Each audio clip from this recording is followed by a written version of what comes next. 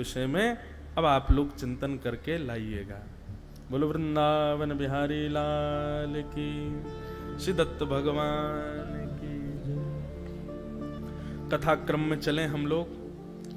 कल प्रथम स्कंद का प्रारंभ हुआ और प्रथम स्कंद में हमने कल मंगलाचरण सुना, जहां पर परम सत्य की वंदना की गई है। तत्पश्चात विषय अधिकारश्च संबंधश्च प्रयोजनम, 4 बातें बताई गई। भागवत का विषय क्या है? धर्म प्रोजित केतवोत्र परमो निर्मत्सराणाम सताम, वैद्यम वास्तवमत्र वस्तु शिवदम तापत्रयोन्मूलनम। श्रीमद्भागवते महामुनि कृते किं वा परैरीश्वर, सद्यो हृद्यवरुध्यते त्रिकृतिभिः शुश्रूषुभिस्तत्क्षणात्। भागवत का विषय धर्म प्रोजित केतवोत्र परमो, हमारे चित्त में परम धर्म की स्थिति प्रकट होना, यही भागवत का विषय है। कथा श्रवण के पश्चात श्रोता और वक्ता दोनों के चित्त में परम धर्म करने की इच्छा प्रकट होने लग जाए तो समझो आपने कथा सुनी है। परम धर्म क्या है? जहां पर बंधुओं तन के सुख का विचार करके आप कोई कर्म करते हैं तो वो धर्म कहलाता है, पर जहां पर अपनी आत्मनिवृत्ति के लिए कोई क्रिया करते हैं वही परम धर्म कहलाता है। जैसे कि अब यहां पर अधिकतर कई सारे, मुझे बता रहे थे, कई सारे बालक, कई सारी माताएं, उनका मौन रहता है दिन भर। बताओ ये धर्म है कि परम धर्म है? ये परम धर्म है। क्यों? क्योंकि इससे शारीरिक कोई लाभ नहीं है। शारीरिक लाभ तो बोलने से होता है। पानी चाहिए, बोल दिया पानी दे दो, शारीरिक लाभ हो रहा है।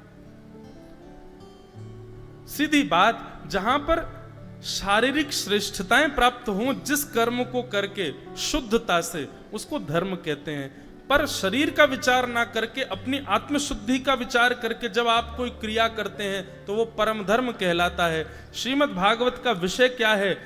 सुनने वाले और कहने वाले के चित्त में परम धर्म करने की इच्छा प्रकट होना, ये भागवत का धर्म विषय है।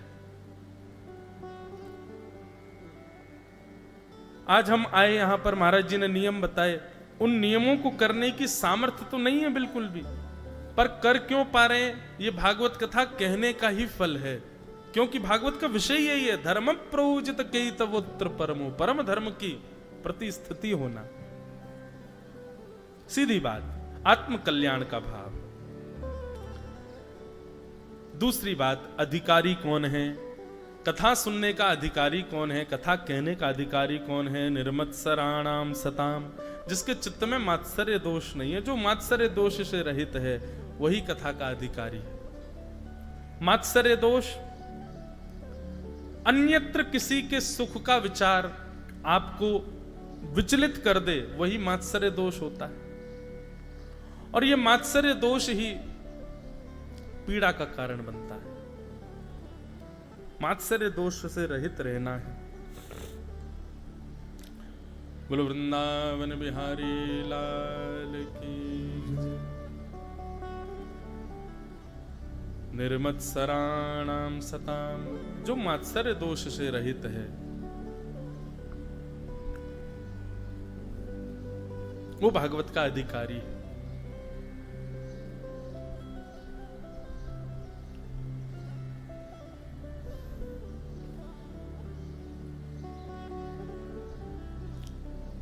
या फिर ऐसा कहें कि कथा में आकर के विराजमान हो जाइए और चित्त में धारण करना प्रारंभ कीजिए, कथा ही आपके मात्सर्य दोष को नष्ट करेगी। और ये मात्सर्य दोष स्पष्ट है, दूसरे के सुख से हम दुखी जब होते हैं, इसी को मात्सर्य दोष कहते हैं।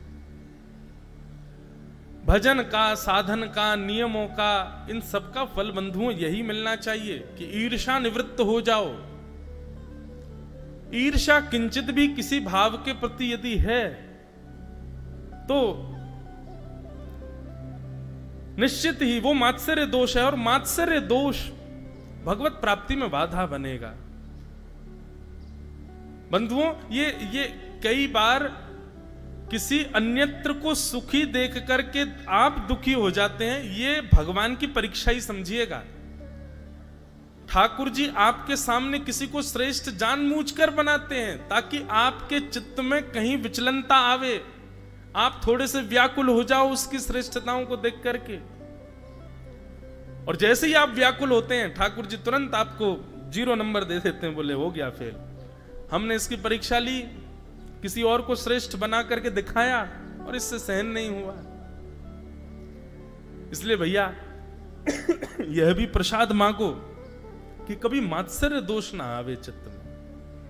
कोई हमसे ज्यादा विद्वान है, कोई हमसे ज्यादा सुंदर है, कोई हमसे ज्यादा ठीक ठाक दिखता है, कोई हमसे ज्यादा कमाता है, कोई हमसे अच्छा गाता है, कोई हमसे अच्छा बोलता है, कोई हमसे अच्छा नाचता है, किसी भी प्रकार से प्रतिस्पर्धा का भाव आपके चित्त में आ गया, वही मात्सर्य दोष है और वो भगवत मिलन में बाधा बनेगा। भागवत का अधिकारी कौन है? निर्मत्सराणाम सताम, जो मात्सर्य दोष से रहित है, जिसके चित्त में मात्सर्य दोष नहीं है।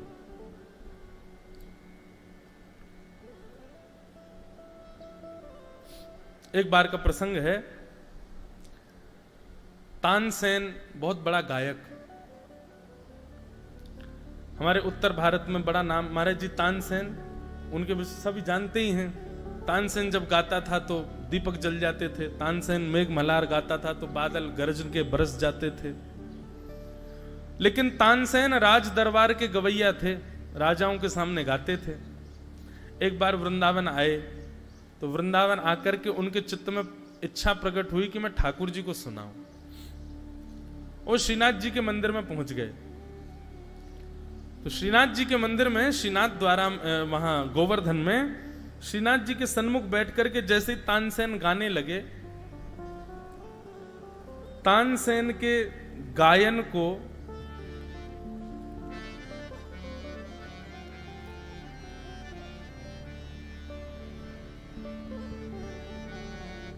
सुनकर के स्थिति ये हुई कि भीतर खड़े ठाकुर जी, ऐसे श्रीनाथ जी खड़े, और जैसी तानसेन ने गाना प्रारंभ किया, महाराज बड़ा हल्ला हो गया गोवर्धन में, तानसेन आया, तानसेन आया, भीड़ लग गई मंदिर में।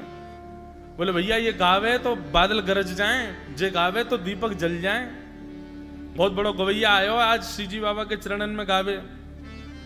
तानसेन ने जैसे ही गाना प्रारंभ किया तो उसका गायन प्रारंभ होते ही पीछे खड़े जितने भी दर्शक थे वे सब तो वाह वाह करने लगे, परंतु ठाकुर जी की सेवा में बैठे हुए गुसाई श्री विठलनाथ जी ने तानसेन की गायकी के समय ठाकुर जी को जब देखा तो महाराज जी वर्णन आता है कि तानसेन जब गा रहा था तो भीतर खड़े ठाकुर जी ऐसे खड़े थे और खड़े खड़े ठाकुर जी को झोंके आ रहे थे।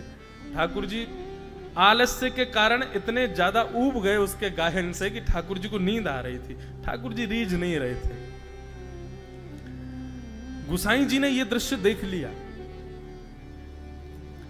और जैसे ही तानसेन ने अपना गायन पूरा किया, महाराज हल्ला होने लगा, सब लोग कहने लगे वाह वाह, ऐसी गायकी तो कभी सुनी नहीं महाराज, क्या गाया तानसेन ने, आनंद करा दिया। गुसाई जी भीतर गए और भीतर जाकर के अब कुछ भेंट देनी है उसको, तो भेंट देने के लिए भीतर गए। भीतर जाकर के अंदर से एक सुंदर बड़ा महंगा वाला वस्त्र उसमें भीतर कुछ रख करके लाए और तानसेन को दे दिया। लो, तानसेन ने बड़ा बहुमूल्य वस्त्र देखा, महाराज बड़ा चिकना वस्त्र, बड़ा महंगा वस्त्र था वो, और उस वस्त्र के अंदर कुछ कठोर सा रखा था। तानसेन ने कहा, बोले महाराज इतने राज दरबारों में मैंने गाया, इतना महंगा वस्त्र मैंने अपने जीवन में पहली बार देखा है।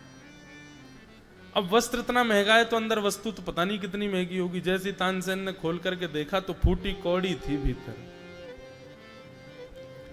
तानसेन अचंभित होकर गुसाई जी की ओर देखने लगा, बस देखा, कुछ कहा नहीं। गुसाई जी बोले, तानसेन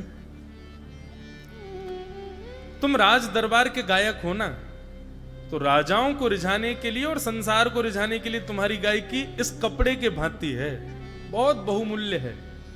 संसार तो बहुत रीझेगा तुमसे, राजा महाराजा ये सब तो तुम्हारी वाहवाही करेंगे, रिजवार करेंगे तुम्हारी, लेकिन बाहर का कपड़ा बहुमूल्य है और भीतर फूटी कौड़ी है। इसका मतलब तुम्हारी बाहर की गायकी बाहर का लोक रंजन कर सकती है, पर चित्त से नहीं गाते हो, इसलिए तुम्हारी गायकी से ठाकुर जी परमात्मा कभी नहीं रिझ सकता, इसलिए तुम्हारी गायकी भीतर से फूटी कौड़ी के समान है।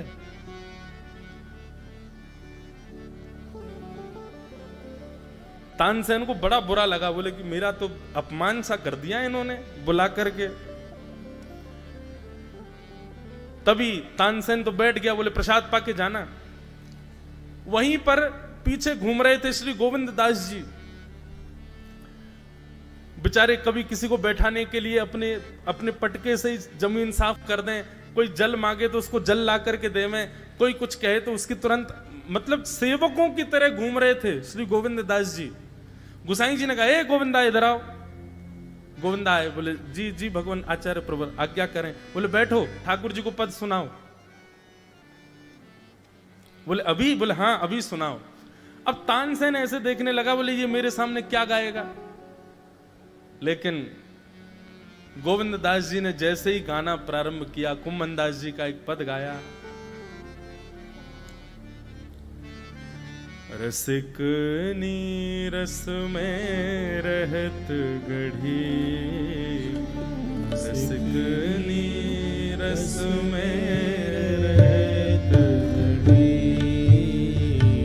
रसिक नीरस में रहत गढ़ी, रसिक नीरस में रहत गढ़ी, रसिक नीरस में रहत गढ़ी, रसिक नीरस में रहत गढ़ी। महाराज जी शब्द बहुत सुंदर है, ये ब्रज के रसिकों के हैं। कनक बेली वृषभानु नंदनी, कनक बेली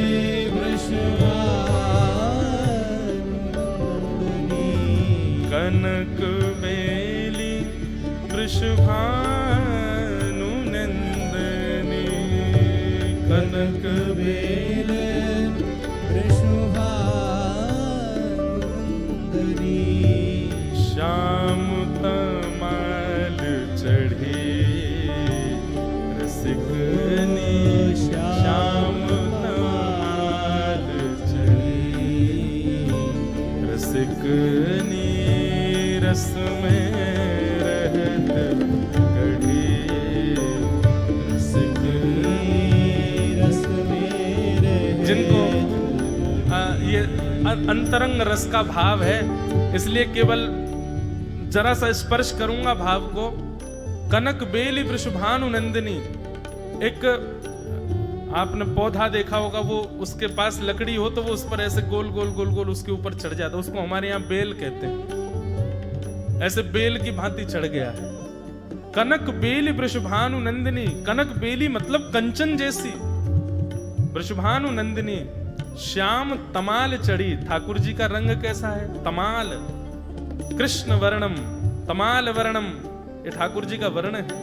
कनक बेली वृषभानु नंदिनी श्याम तमाल चढ़ी, रसिक नी रस में रहत गढ़ी, रसिक नी रस में रहत गढ़ी, बेहरत श्री गिरधरन लाल संग, बेहरत श्री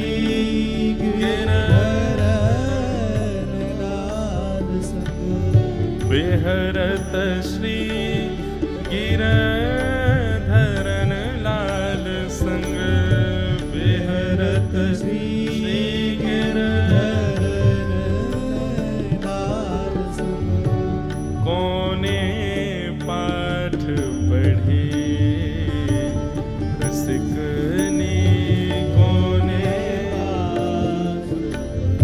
कुंभन दास प्रभु गोवर्धन,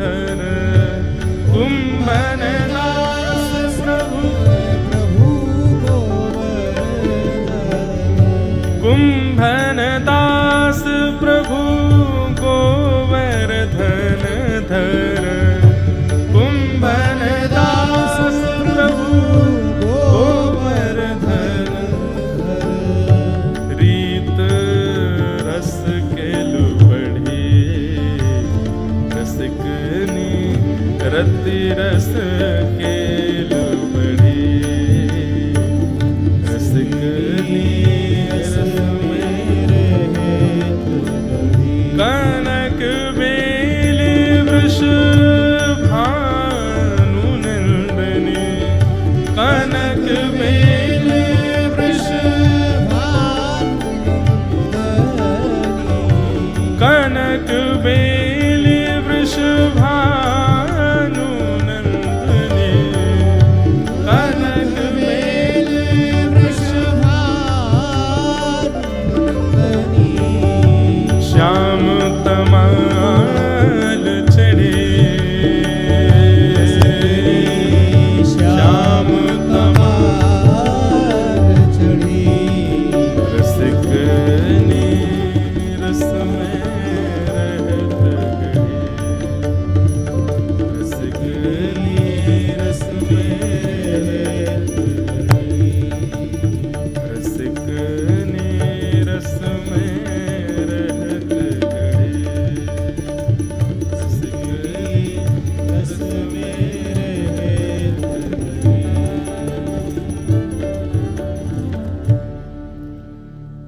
गोविंद दास जी जो तानसेन को भी दिख रहे थे, कभी किसी को बैठाने के लिए अपने ही गमछा से पहुंच देते हैं, किसी को जल पिला रहे हैं, यहां से वहां घूमते डोल रहे हैं, सबकी सेवा करते हुए डोल रहे हैं। और गुसाई जी ने ऐसे ही बुलाया, बोले आओ आकर के ठाकुर जी को कुछ सुनाओ। एक तो शब्द इतने गहरे, और ऊपर से गोविंद दास जी ने जब प्रेम उन्मुक्त होकर के गाया, बगल में फूटी कौड़ी हाथ में लेकर के बैठा हुआ तानसेन, उसके नेत्रों से अविरल अश्रुधार गिर रही है। थोड़ी देर बाद किसी ने जाकर के उनको जय श्री कृष्ण कहकर के जब स्पर्श किया, तब तानसेन के नेत्र खुले, और नेत्र खोल करके उसने गोविंद दास जी को देखा, और देख करके गुसाई जी के पास गया, और गुसाई जी के सामने जाकर के वो फूटी कौड़ी रख दी। बोले महाराज, आपने कहा कि ठाकुर जी के सामने मेरी गाय की फूटी कौड़ी के समान है, पर गोविंद दास को सुन के लगता आपने मुझे बहुत ज्यादा दे दिया, मैं इसके लायक भी नहीं हूं, मैं फूटी कौड़ी के लायक भी नहीं हूं। इन रस भाव में उन्मुक्त, इन भाव सरोवर में डूबे हुए वैष्णवों के आगे मेरी गाय की कुछ नहीं। पर बात यहां हो रही है गोविंद दास जी की सरलता की। गोविंद दास जी भी एक गायक हैं, पर उनके सामने तानसेन को बुलाया गया, तानसेन को बैठाया गया, तानसेन से गवाया गया, लेकिन फिर भी गोविंद दास जी के चित्त में किंचित भी ईर्ष्या का भाव नहीं आया है। और ये वैष्णव का बंधुओं, एक बात और कहनी, एक मन में भाव आ रहा है कि हमारे चित्त में किसी के प्रति ईर्ष्या ना आना, ये इसका प्रयास तो हमको करना ही है, परंतु वैष्णव का एक स्वरूप और होता है, वो जिसके सामने बैठ जाएगा, यदि वास्तव में वैष्णव है तो सामने वाले का दुर्गुण अपने आप नाश होगा, कुछ कहना करने की आवश्यकता नहीं है। आप वास्तव में वैष्णव हैं, भजनानंदी हैं, ठाकुर जी की अनन्य सेवा करते हैं, कथा को जीवन में उतारते हैं, तो आप जिस व्यक्ति के संग बैठेंगे, बिना कुछ कहे, बिना कुछ बोले, आपकी केवल उपस्थिति मात्र से उसके दोषों में परिवर्तन आने लग जाएगा। गोविंद दास जी ने जब गाना प्रारंभ किया तो उनकी गायकी सुनकर के बादशाहों के दरबार में गाने वाले तानसेन को ईर्ष्या होनी चाहिए थी, पर ईर्ष्या न होकर के प्रेम में परिवर्तित हो गए, और गोविंद दास जी रुदन करने लगे, आनंद मग्न हो गए। इसका मतलब क्या है? श्री गोविंद दास जी के चित्त में ईर्ष्या नहीं है, इसलिए उनकी गायकी से निकले हुए स्वर जब तानसेन के चित्त में गए, उसके चित्त में भी ईर्ष्या का प्रादुर्भाव होने नहीं दिया। यही भागवत का अधिकारी का स्वरूप है, निर्मत्सराणाम सताम, मात्सर्य दोष से जो रहित है। मात्सर्य दोष यदि चित्त में है, कहीं ना कहीं किसी के प्रति ईर्ष्या, किसी की उपलब्धियों से आप परेशान हैं, ठाकुर जी से बहुत दूर हो अभी आप। तीसरी बात, वैद्यम वास्तवमत्र वस्तु शिवदम।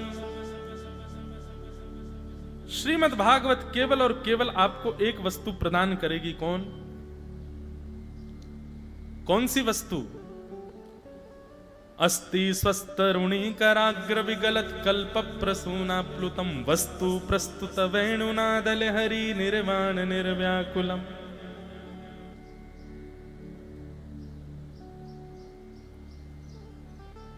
अस्ति स्वस्तरुणी कराग्र विगलत कल्प प्रसूना प्लुतम वस्तु प्रस्तुत वेणुनादल हरि। वो हरि जो वेणु का नाद करते हैं, केवल उनको आपका बनाने की सामर्थ्य श्रीमद् भागवत में है। अब अन्य इस भाव को छोड़ के आप सब कुछ भागवत जी से मांग रहे हो, तो एक प्रकार से वही बात हो गई, आप व्यक्ति से वो मांग रहे हो जो उस व्यक्ति को कहीं और से व्यवस्थित करना पड़ेगा, पर उस व्यक्ति के पास जो है वो मांगो ना। श्रीमद् भागवत जी से आप यदि कथा करा करके, कथा सुनकर के यदि धन धान्य वैभव ऐश्वर्य आदि ये सब मांग रहे हैं, तो भागवत जी देंगी, पर व्यवस्था करवा के देंगी। लेकिन भागवत जी के सन्मुख जो प्रस्तुत है, वो प्रस्तुत वस्तु केवल एक है, वेणु का नाद करने वाले श्याम सुंदर। यदि चाहिए तो ले लो। आहा,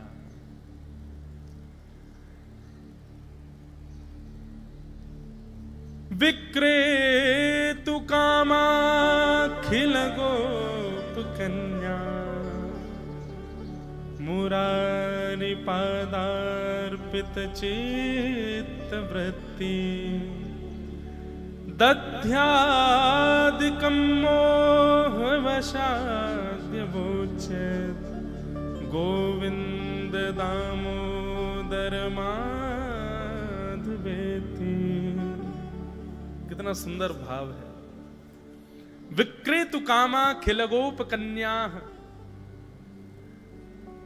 एक गोपी अपने सिर पर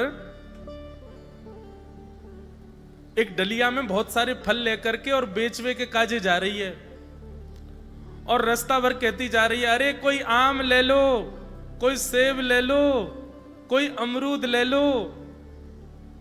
अन्य अन्य फलों के नाम लेती वही जा रही है और पूरे ब्रजमंडल में चिल्लाती वही जा रही है, आम ले लो, सेब ले लो, अमरूद ले लो, संतरा ले लो। उस स्वर को जब नंद नंदन ने अपने नंद भवन में क्रीड़ा करते हुए श्रवण किया, नन्हे से गोपाल जी हैं, केवल 3 वर्ष की आयु है ठाकुर जी के, मोटे मोटे पांव, मोटे मोटे हाथ, ठाकुर जी को नेक सो पेट, बटुआ सो मुंह, और ठाकुर जी क्रीड़ा कर रहे हैं। और क्रीड़ा करते करते तोतली बाणी में यशोदा मैया से कहने लगे, बोले मैया मैं फल खरीदवे जाऊंगो।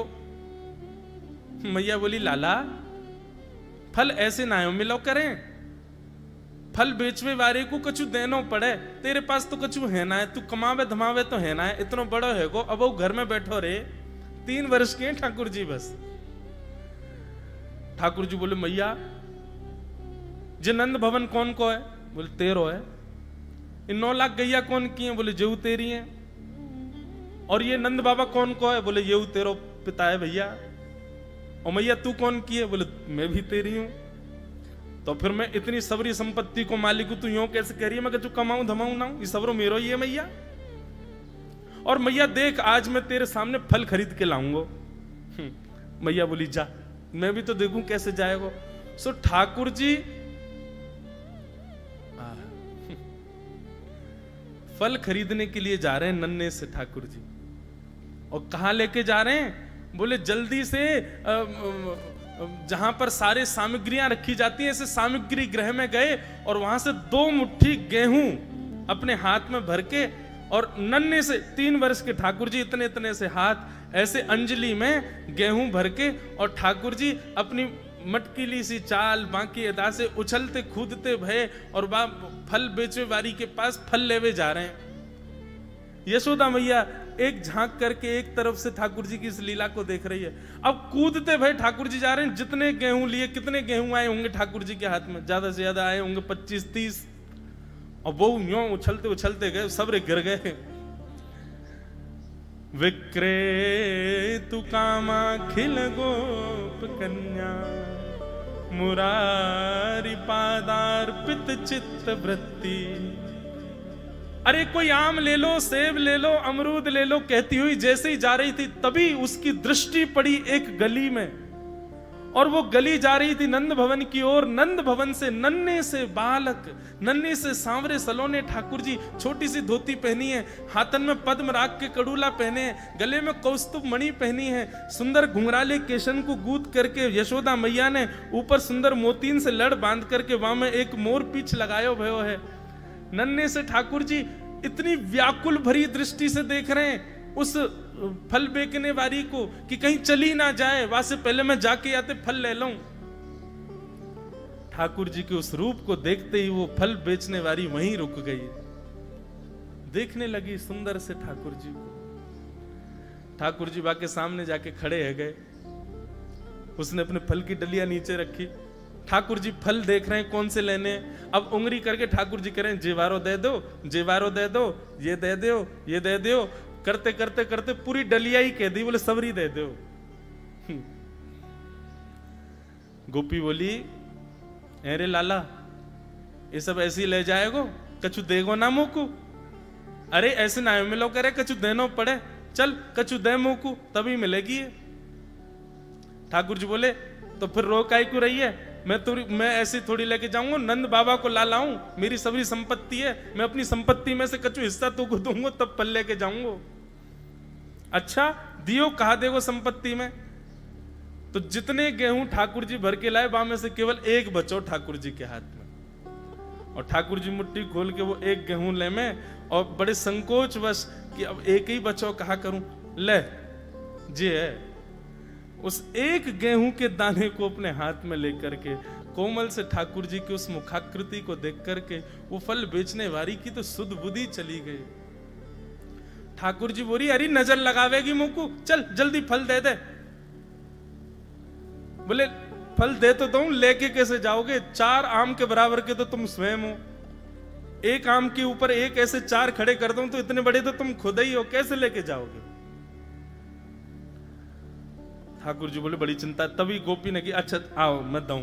ठाकुर जी को हाथ पकड़ करके उनकी कारी कमरी खोली, उनकी पीतांबरी ने ढीली करी, और ठाकुर जी के कछु फल तो कमरिया में बांध दिए, कछु पामन में बांध दिए, कछु हाथन में बाजूबंद बना के बांध दिए, कछु गरे में लटकाए दिए, ऐसे कपड़ान में फल भर भर के ठाकुर जी के पूरे अंग में फल लटका दिए। अब ठाकुर जी को पेट तो है गयो ऐसो, यहाँ ते कमर निकल रही है, पीछे ते निकल रहा है, पीछे बस्ता की तरह वहां में कपड़ा में फल बंधे भये हैं, हाथन में बाजूबंद में भी केला आदि आदि सब बंधे भये हैं, और ऐसे ठाकुर जी मटकते भये, उछलते भये, और बड़ो श्रम है रोए, उठा नहीं पा रहे पाम को, इतना भारी है गयो पाम, और जैसे तैसे खिसक खिसक करके नंद भवन की ओर जा रहे हैं। इस रूप को जब उस फल बेचने वाली ने देखा, उसने अपनी फल की डलिया उठाई, और फल की डलिया उठा करके जब सिर पर रखी तो आगे चलते हुए नेत्र बंद हो गए।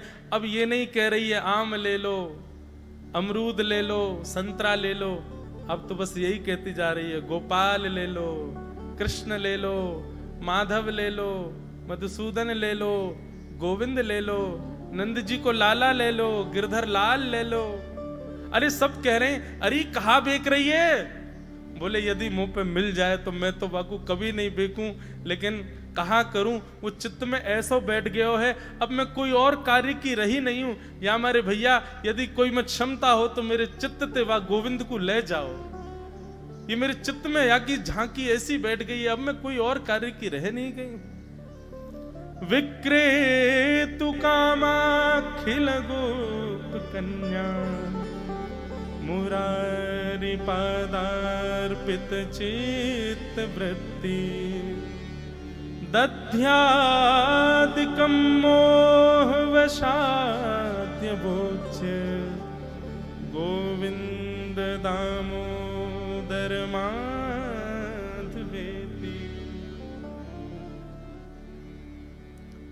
ऐसी स्थिति यदि पानी है जीवन में, ऐसे श्याम सुंदर के दर्शन करने हैं तो भागवत जी की शरणागति लो।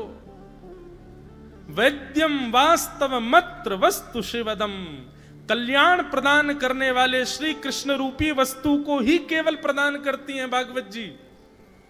ये प्रस्तुत वस्तु है, मतलब आप मांगोगे तुरंत मिलेगी, और अन्यत्र कुछ मांगोगे तो भागवत जी फिर व्यवस्था करेंगी, ठीक है घर बनवानो व्यवस्था करेंगे, ठीक है सोच विचार के देंगे। लेकिन यदि भागवत जी की शरण में आकर के कहा हमें तो कृष्ण चाहिए, तुरंत आपके गोद में ही ठाकुर जी बैठ जाएंगे।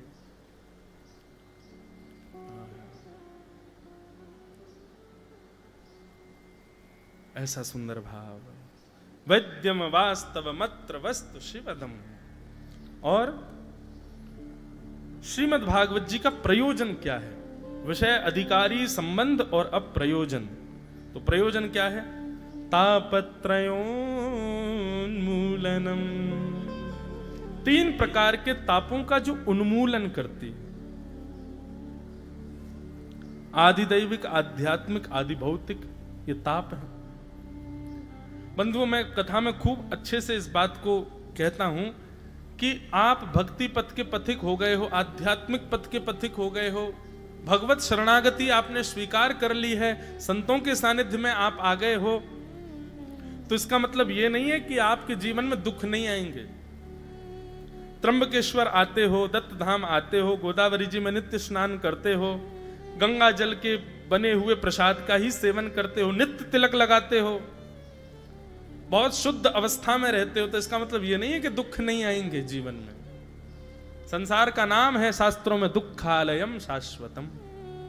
ये संसार दुखालय है, यहां हम दुख भोगने ही आए हैं और सबको भोगना पड़ेगा, चाहे वो सांसारी व्यक्ति हो, चाहे वो आध्यात्मिक व्यक्ति हो। बस फर्क इतना है, सांसारी व्यक्ति को जीवन में आने वाले कष्टों का अनुभव होता है, पीड़ा होती है, विचलनता होती है, परंतु आध्यात्मिक पथ के पथिक, भक्ति पथ के पथिक वैष्णव के जीवन में आने वाली पीड़ा तो आती है, दुख तो आता है, पर उसको विचलित नहीं करता, उसको भयभीत नहीं करता, उसको व्याकुल नहीं करता। 2 वृक्ष होते हैं, एक सीधा खड़ा रहता है लंबे लंबे वृक्ष, और एक झुके झुके थोड़े छोटे हाइट के लेकिन झुके हुए वृक्ष। बस लंबा वृक्ष जो है, जो बहुत ऊंचाइयों तक जा रहा है, उसको सांसारी व्यक्ति समझिए, और सामान्य स्तर का वृक्ष थोड़ा नीचे झुक रहा है, घना है, उसको भक्त वृक्ष समझिए। जब आंधी आती है तो वो सीधा वृक्ष जो लंबा खड़ा है टूट करके गिर जाता है, और वो छोटा जो झुका हुआ है, जिसके अंदर दीनता है, भगवत सत्संग करके दीन हो गया है, वो उस आंधी को सह लेता है।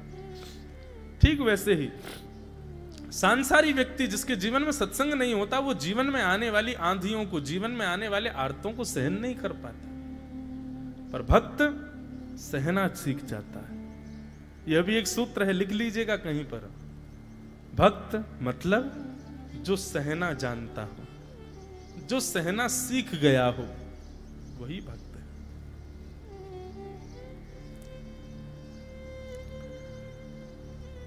श्रीमद्भागवते महामुनिकृते किंबा परैरीश्वर सद्यो हृदय वरुद्यते त्रिकृतभि शुश्रूषुभिस्तत्क्षणात् निगम कल्पतरोर्गलितं फलं सुखमुखादमृतद्रव संयुतं पिबत भागवतं रसमालयं मुहुर्हो रसिका भुवि भावुका। इस प्रकार ये 3 मंगलाचरण करते हुए यहां पर कथा का प्रारंभ हुआ। 88,000 सौनकादि ऋषि सूत जी महाराज से प्रश्न करते हैं, और इन्हीं प्रश्नों में अब भागवत की कथा प्रारंभ होती है। सूत जी महाराज पहले अपने गुरुदेव को वंदन करते हैं कि यम प्रव्रजन तमनुपेत अपेत कृत्यम द्वैपायनो विरह कातरया जुहाव पुत्रेति तन्मयतया तर्वोऽभिनेदु तम सर्वभूत हृदयं मुनिमानतोऽस्मि। बोलो श्री सुखदेव जी महाराज की। सूत जी ने अपने गुरुदेव श्री सुखदेव जी को वंदन किया। हम सब भी अपने गुरुजनों को वंदन कर लें, अपने गुरुजनों को प्रणाम करें, गुरु का स्मरण करें।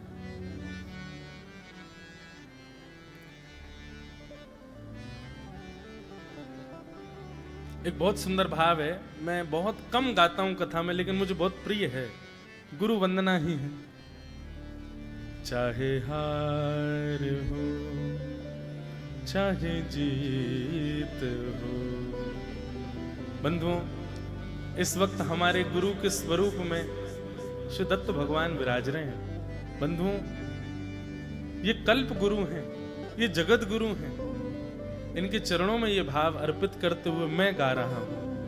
आप सब मेरे साथ गाओ। अपने गुरुजनों का स्मरण करो और अपने गुरुजनों के रूप में ही श्री दत्त भगवान का दर्शन करते हुए मेरे साथ गाओ।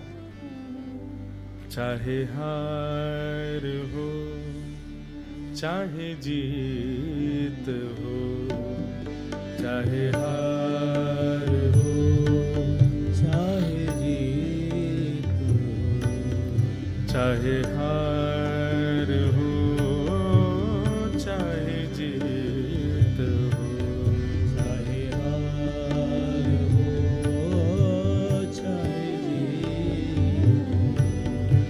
गुरु चरण में मेरी प्रीत हो, गुरु चरण में मेरी प्रीत हो, गुरु चरण में मेरी प्रीत हो, गुरु चरण में मेरी प्रीत। महाराज जी, ये पद मुझे इतना प्रिय है। मुझे जो बहुत प्रिय पद होते हैं मैं बहुत कम गाता हूँ कथाओं। ये लगभग आज कितने साल बाद मैं कथाओं में गा रहा हूँ, और आज दत्त भगवान के श्री चरणों में, अपने गुरुदेव भगवान के चरणों में अर्पित करते हुए गा रहा हूँ।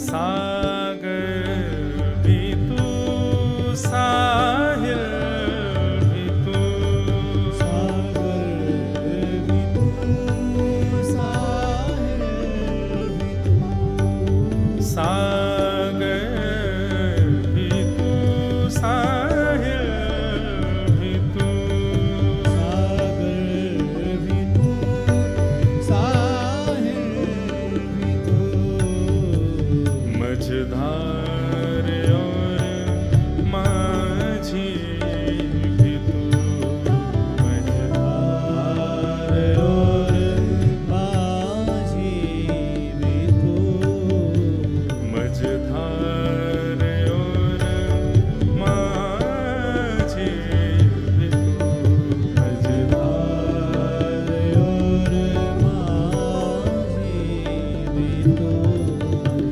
प्रकृति का तुम कोई गीत हो, प्रकृति का तुम कोई गीत हो, गुरु चरण में मेरी प्रीत हो, गुरु चरण में मेरी प्रीत हो।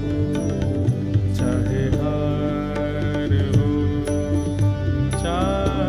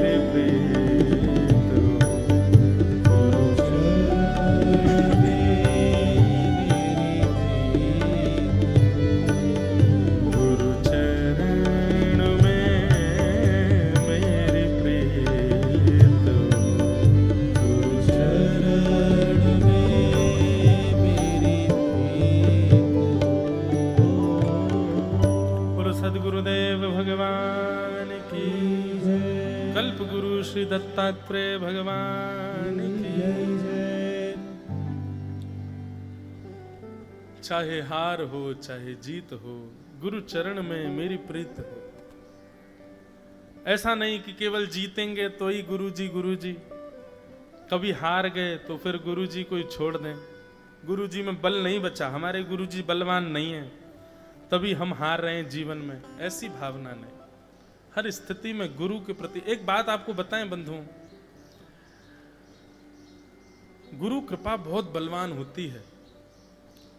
अगर कृपा प्रतिफल नहीं दे रही है गुरु की, तो हमारे शिष्यत्व में कोई कमी है, गुरु के गुरुत्व में नहीं है।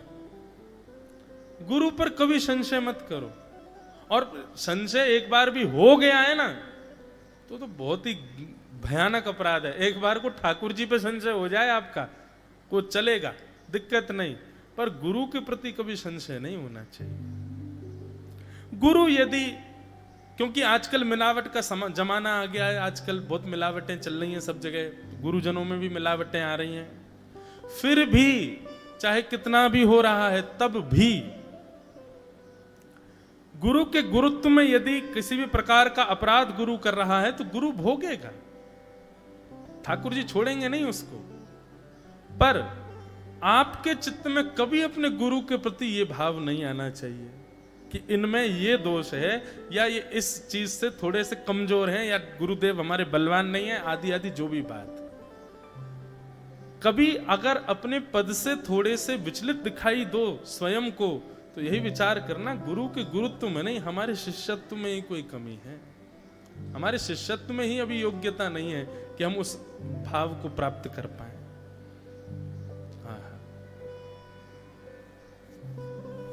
गुरु कोई शरीर नहीं है बंधु, गुरु कोई मानव नहीं है, गुरु हमारी तरह नहीं है। गुरु एक दिव्य चेतना है जो ठाकुर जी के द्वारा हमको प्राप्त हो गई है। बस उस दिव्य चेतना का नित्य अवलोकन करो, उनकी कही गई वाणी का पालन करना प्रारंभ कर दो। एक बात और कह दें बंधुओं, यदि आपके शिष्यत्व में बल होगा और गुरु की आज्ञा का आप बिना विचार के पालन करना प्रारंभ कर दोगे, तो फिर ठाकुर जी की जिम्मेवारी बन जाएगी कि आप जिस भाव का पालन कर रहे हो उसमें आपको सफलता प्राप्त हो। गुरु ने कोई आज्ञा कर दी और आप उस आज्ञा का पालन करने लग गए, गुरु के गुरुत्व को एक तरफ छोड़ो, आप अपने शिष्यत्व में यदि आपका बल होगा तो गुरु आज्ञा जिसका आप पालन कर रहे हो उसकी पूर्णता फिर आप नहीं करते, ठाकुर जी करवाते हैं आपसे। गुरु के गुरुत्व में इतना बल है, ऐसे गुरु को हम प्रणाम करते हैं। और भागवत के गुरु तो एक ही हैं, श्री सुखदेव जी महाराज, उनको वंदन करते हैं। और वंदन करते हुए यहां से सूत जी महाराज कहना प्रारंभ करते हैं कि सवै पुंसां परो धर्मो यतो भक्तिर अदुक्षजे अहैतुक्य प्रतिहता यनात्मा संप्रसीदति। सवै पुंसां परो धर्मो यतो भक्तिर अदोक्षजे अहैतुक्य प्रतिहता ययात्मा संप्रसीदति। सभी प्राणी मात्र का एक ही परम धर्म है। और क्या परम धर्म है? अहैतुकी ठाकुर जी की भक्ति करना। अहैतुक्य प्रतिहता ययात्मा संप्रसीदति। अहैतुकी भक्ति, अहैतुकी भक्ति का मतलब क्या होता है? विच्छेद ना होने वाली, कभी तारतम्य टूटे ना ठाकुर जी से, चाहे कैसी भी परिस्थिति आ जाए। एक बार प्रिय कहकर के ठाकुर जी को पुकारा है तो वो सदा प्रिय बने रहें, ऐसी भक्ति जिस चित्त में हो उसको कहते हैं अहैतुकी भक्ति। और अहैतुकी भक्ति का निर्वहन करने वाले व्यक्ति, उसको ही कहा गया है ये उसका परम धर्म है। सवै पुंसां परो धर्मो यतो भक्तिर अदुक्षजे अहैतुक्य प्रतिहता ये आत्मा संप्रसीदति। जीवन में चाहे जैसी भी परिस्थिति आ जाए, ठाकुर जी आपसे आपके प्रिय भाव। एक 10 नामापराध हैं, उन 10 नामापराधों में एक अपराध पता है क्या है? कि आज जितने प्रिय लग रहे हैं ठाकुर जी, कल उससे ज्यादा प्रिय नहीं लगे तो आपकी भक्ति में अपराध बन रहा है। आज प्रिय लगते हैं ठाकुर जी, आज आपको अच्छे लगते हैं भगवान, लेकिन कल आज से दुगने प्रिय लगें, ऐसा प्रयास करना है। कल आज से दुगने प्रिय लगें। विराज जाओ।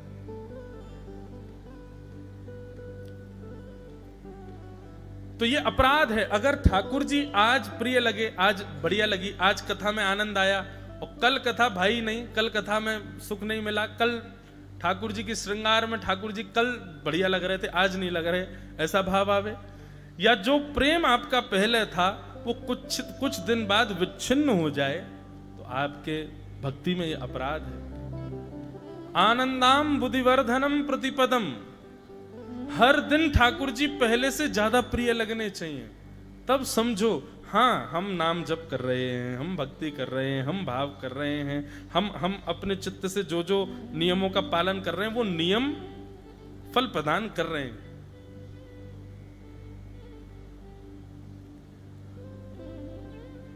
यहां नियम करवा रहे हैं, और जो नियम हम कर रहे हैं उस नियम का हम रोज एक ही पैरामीटर नापने जाते हैं, अपने लाल जी को देखते हैं। वैसे तो वो रोज ही बढ़िया लगते हैं, पर यहां पता नहीं क्यों एक अद्भुत सा आकर्षण है। ठाकुर जी भी और प्रिय लग रहे हैं, तो आकर्षण तो उनमें सदा ही है, पर वो अति प्रिय लग रहे हैं। इसका मतलब क्या है? आपकी भक्ति और आपका नियम और आपका जो भाव है वो पुष्ट हो रहा है, इसलिए ठाकुर जी प्रतिदिन प्रिय लगते जा रहे हैं। वैसे तो कहा जा रहा है प्रति क्षण प्रिय लगें। दिन में 3 बार देखो ठाकुर जी को, सुबह देखो, फिर दोपहर में देखो, फिर शाम को देखो, तीनों बार पिछले वाले से ज्यादा प्रिय लगें। और अगर नहीं लगते हैं प्रिय तो ये अपराध है। 10 नामापराध हैं, भाव आया है तो सुना देते हैं। 10 नामापराध, उनमें से एक यही है। कौन कौन से 10 नामापराध भगवान की भक्ति में जो एक वैष्णव के चित्त में नहीं आने चाहिए?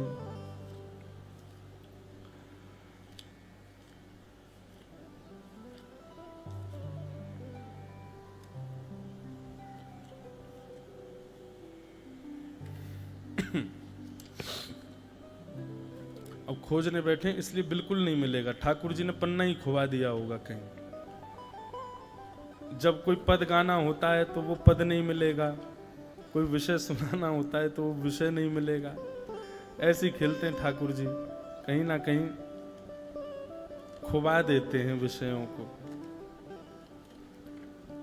अब आएगा ही नहीं, पता नहीं कहाँ गया। अब जब मिल जाएगा तब सुनाएंगे, या तो कल सुनाएंगे। उनमें से एक अपराध ये है कि ठाकुर जी के भाव के प्रति आपका प्रेम न बढ़ना, यह भी एक नामापराध है। तो कहां था मैं? हाँ, अहेतुक्य प्रतिहता ये आत्मा संप्रशीदति। ठाकुर जी के प्रति न विच्छिन्न होने वाली भक्ति, उसको अहेतुकी भक्ति कहते हैं। चाहे कैसी भी स्थिति आ जाए, ठाकुर जी के प्रति आपका प्रेम कम ना हो। धर्म स्वनिष्ठितः पुंसां विश्वक्सेन कथासु यः नोत्पादयेदधिरतिं श्रम एव हि केवलम्।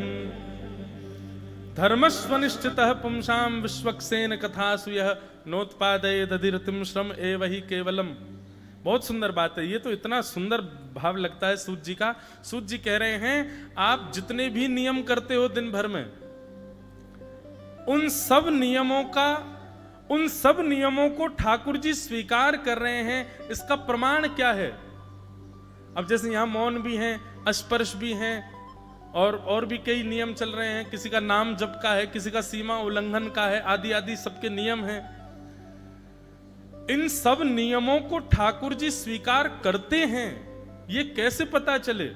तब श्री सूत जी महाराज कहते हैं, धर्मस्वनिष्ठितः पुंसां विश्वक्सेन कथासु यः।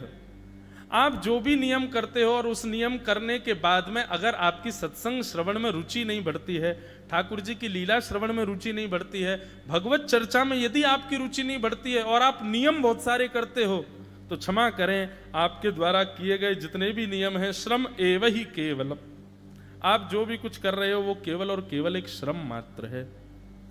बंधुओं, एक बात बाहर के लोग जो आए हैं और जो और भी सुन रहे हैं उनको भी बता दें, ये हमारी कथा ही नहीं हो रही है यहाँ मासिक, हर महीने कथा होती है यहाँ पे, और हर महीने एक ही महीने की होती है, और कब से चली आ रही है। हमारा नंबर अब आया है, अब हमारे बाद भी ऐसा नहीं कि हम गए तो बस यहाँ सब आनंद हो, नहीं, फिर दूसरी कथा प्रारंभ होगी, वो भी 1 महीना चलेगी। यहाँ कथा कभी नहीं रुकती है। तो यदि किसी के मन में ये भाव कि यहाँ इतने नियम क्यों हैं, यहाँ इतना भाव, अरे इन नियमों का प्रमाण भी तो है कि ठाकुर जी स्वीकार कर रहे हैं। क्यों? यहाँ पर निरंतर कथा होती रहती है, निरंतर भगवत चर्चा होती रहती है, भगवत गुणानुवाद होती है। कुछ दिन का अवकाश भी होता है, तो कथा होगी दोबारा तो फिर 1 महीना की ही होगी, जैसा मुझे पता है। तो कथा के प्रति, श्रवण के प्रति ये रुचि बढ़ना, ये इस बात का प्रमाण है कि ठाकुर जी आपके नियम को स्वीकार कर रहे हैं।